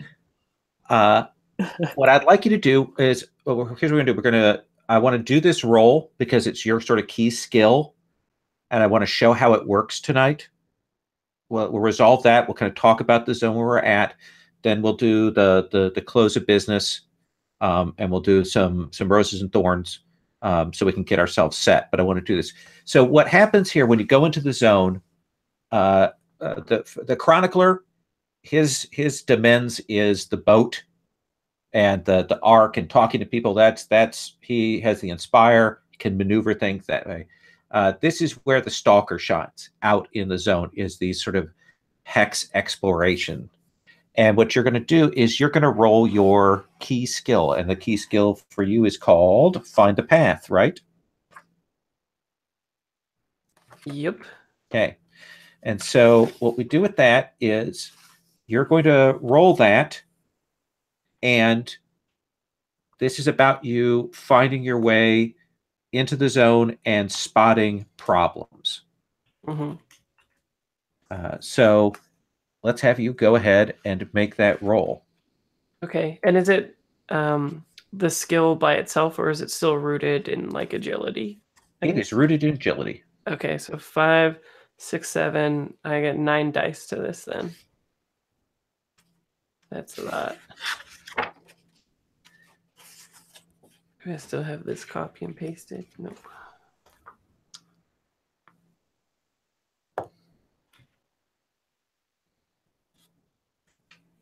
All right, so 5 plus 4. Modifications just go into the attribute or the skill? They'll go into skill. They're better for skills. Always go into skill. Okay.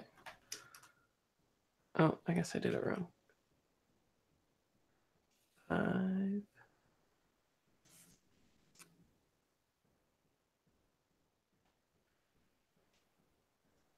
Oh, wow, that's not great. All right. Now here is the $1 million question. Pushing it. I'm pushing it. Okay. So already you're going to be taking 1 damage from pushing it.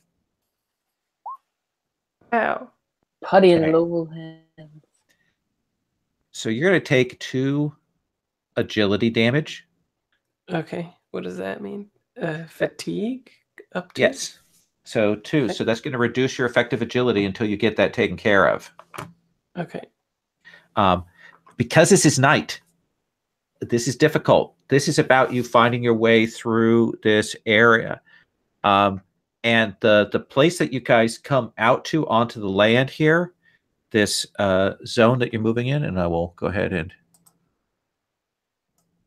move the little box to show where you're at, is dead woods,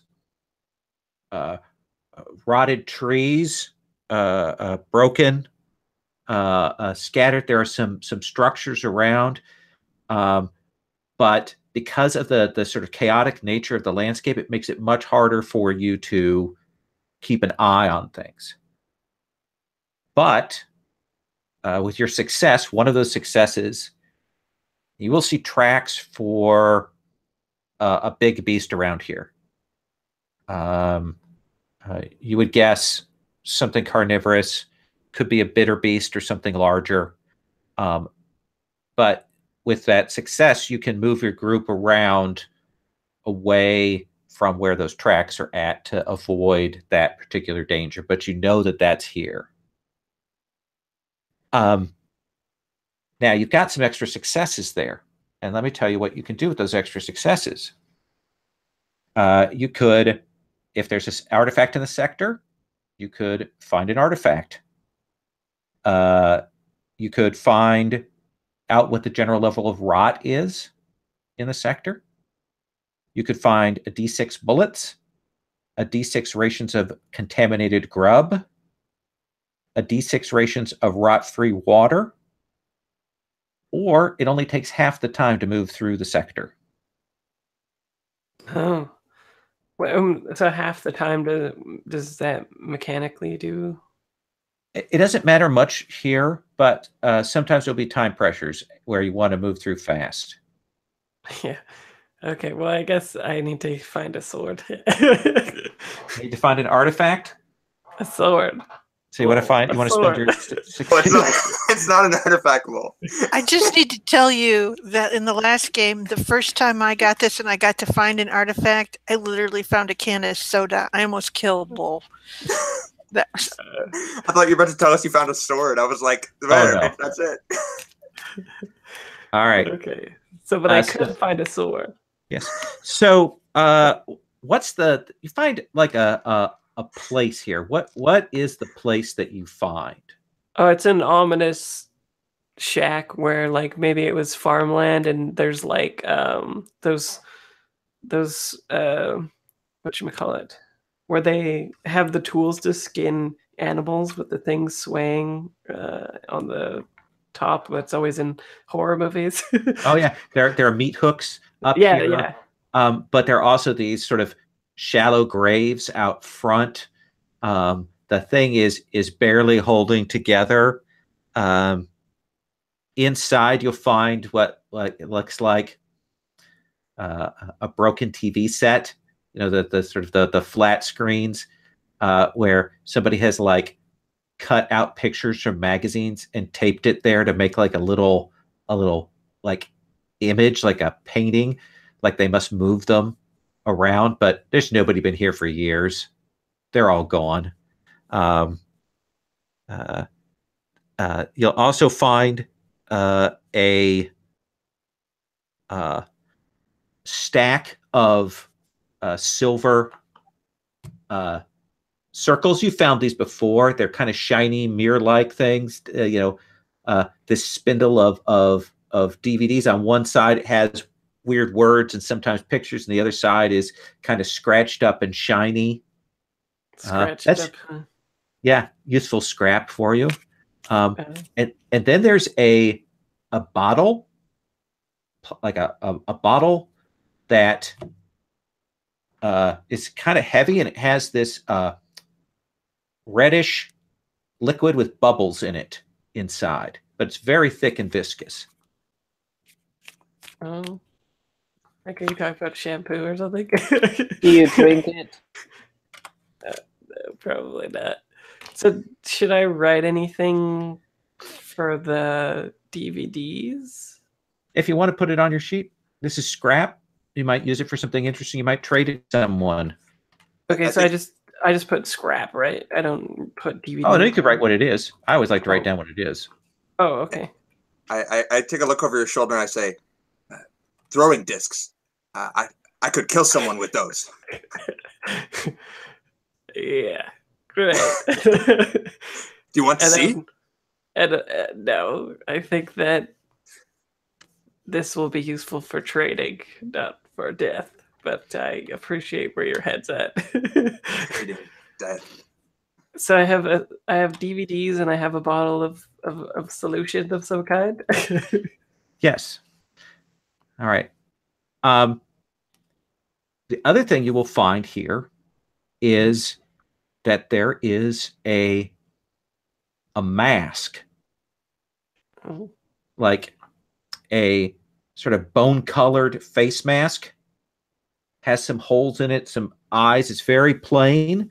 It feels very durable. It's got a strap on it, and it seems to cover your face. And it's really solid and nice. Cool. I guess I'll put it on. Yeah, it is a hockey mask. Oh, okay. It is armor rating 3. Oh. Against melee. Um.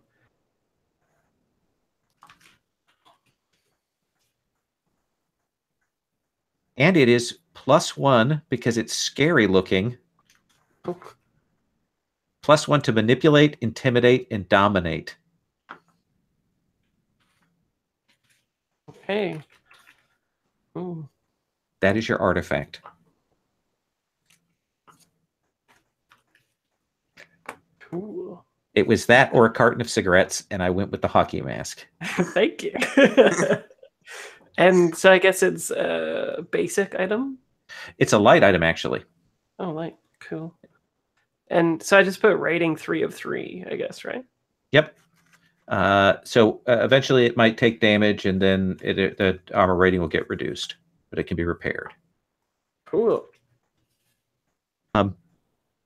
And this takes several hours for you guys to move through to find that, and Syntax will move you past the tracks of this beast. Stop, investigate the hut, you find those things, and then you move on. And that's typically what the zone thing is going to be, is that kind of roll check, but there might be stuff there, encounters or other things. But it's kind of a hex crawl, finding stuff, and sometimes there are set things, and some things there are random things there in that zone. But I wanted to show you that tonight before we finished up. Cool.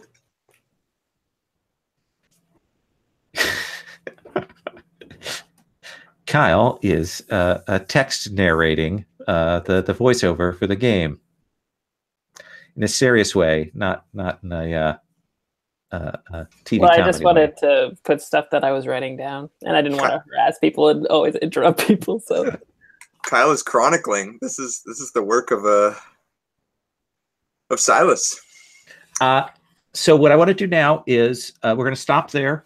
I want to go through and do the end of session experience check with everybody, and we'll go through that process. We'll get to that page here, which I ought to mark, but I never do because I'm kind of dumb. So we got a DVDs, a mask, and what was the other thing? A bottle of stuff. A what? Not a mouse. Oh, right. Got a bottle of delicious smelling, fruity smelling liquid. Oh, I definitely want to down that. I'm not Stop going trying to. to destroy all our scrap. I'm not going to. I just want to. Oh, well, that's So here are the questions. Did you participate in the session? If so, you get an experience point. I'm pretty sure. Yay! Did you perform a day's work for a project in the Ark? Yes, all of you did. Did you explore at least one new sector in the zone? Mhm. Yes. Did you sacrifice or risk something for your PC buddy, Sherry? Yes. Okay, get your experience point for that. Frazier? No, I don't think so. Okay. Alas. Kyle? No. Nope. Oh, wait, my PC buddy. Sorry. No. Okay. No, Not PC yet. buddy? Not yet. Okay. The only thing I might say is that I vouched for Syntax and kind of stood up to Victoria a little bit, but I don't know if that was significant enough. It probably wasn't. No, I think if it had been a real confrontation, I might give you that. But I think it was kind of she was already leaning towards that. But that's fair. We'll keep that in mind. Did you sacrifice or risk something for the NPC you want to keep safe, Sherry? Yes, that's what I did. Okay. Syntax? I protect no one. That's as I mentioned, that's a disadvantage. What about you, Kyle? No, I don't think so. Not yet, but eventually, when Silas has your number, we'll get to that. And what about Matthew? I wonder if the fact that I got into a scrap with Orion's goons and maybe drew some attention to myself. I like the idea that I maybe like viciously savage someone with like my metal jaw. Like normally I don't actually like bite people, but in this case, because like it was like a full scale riot and like I just like went all out. It could come back to bite me in the ass that like people saw me mess up some of their people. Sure, because the next question is about your NPC you hate. I think. But between these two, I'll give you 1 point for that. Sounds good. All right. Which is the next question. Did you sacrifice or risk something for the NPC that you hate, Sherry?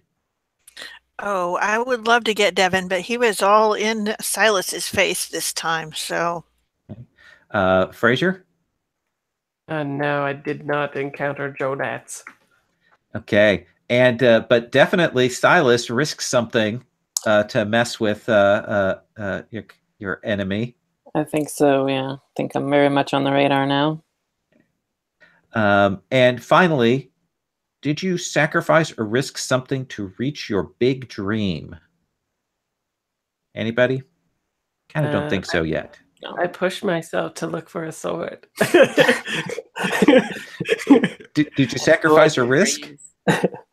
I got tired. Fatigue. You know what? Because you pushed there when you didn't have to, because you desperately wanted a sword. You begged me for a sword and you didn't get it. I'm going to give you an experience point for that. Thank you. I feel validated. Compensation. So that's the structured session. So generally when I run Mutant Year Zero, some sessions are going to be in the zone and some sessions are going to be at the arc. And so it is a thing where some people have better skills for certain areas and some for others. So I just want to tell you that that's how we're going to do it. And we'll make sure that when you get back from the zone that we'll get some more in arc hot chronicler on chronicler action. Any questions about rules or anything like that while we're here towards the end? I wondered about contaminated grub. Does that just mean it's not, like, is there risk in eating it? Is it worth less? So what contaminated grub is it has rot in it, which means that it has to kind of be cleaned to be able to be eaten without it. Someone who has the zone cook talent can clean that grub up. Oh, okay. Yeah. Imagine that it's edible plants, leftovers, that kind of thing. If he were to find that, zone cook's a very useful talent for one person of the party to have. Cool. One thing is Frazier took damage by pushing a roll. He gets those number of points of that he took in damage as mutation points. That's so right. He has mutation points to spend for next time. Yeah, so you get 2 more mutation points, Frazier. I have 5 of those, and I spend them to do my mutation? Yep, to use your abilities. Okay. And is there any other use of them? Nope, just those powers. Okay. Sounds cool. But most of the powers, do things pretty automatically, so they're pretty potent. Right. I think I read something about if you take a bunch of damage, you could get a mutation as well, or something. Yeah. So here's how that works. Whenever you use a mutant power, Yeah. we're going to roll one of these D6. And if we happen to get the biohazard symbol pop up when that happens, it means that you've used your mutation, but something has gone wrong. Now, it doesn't have to go totally bad. It could just be that it doesn't go off. It could be that it costs you a few more points. But if when we make that roll, you roll another one of those, then you get a new mutation. Your power goes haywire and you get a new mutation. And you permanently lower stat. Yeah, okay. I was like waiting for the drop. Yeah, like, that doesn't seem super bad, but okay. And then we can spend 5 XP to increase a skill. Yes, 5 XP will allow you to increase a skill or buy a new talent. Or buy a new talent. Oh, okay, yes. Cool. And you can buy talents both from the talents that are for your archetype, and there are also a set of general talents. Gotcha.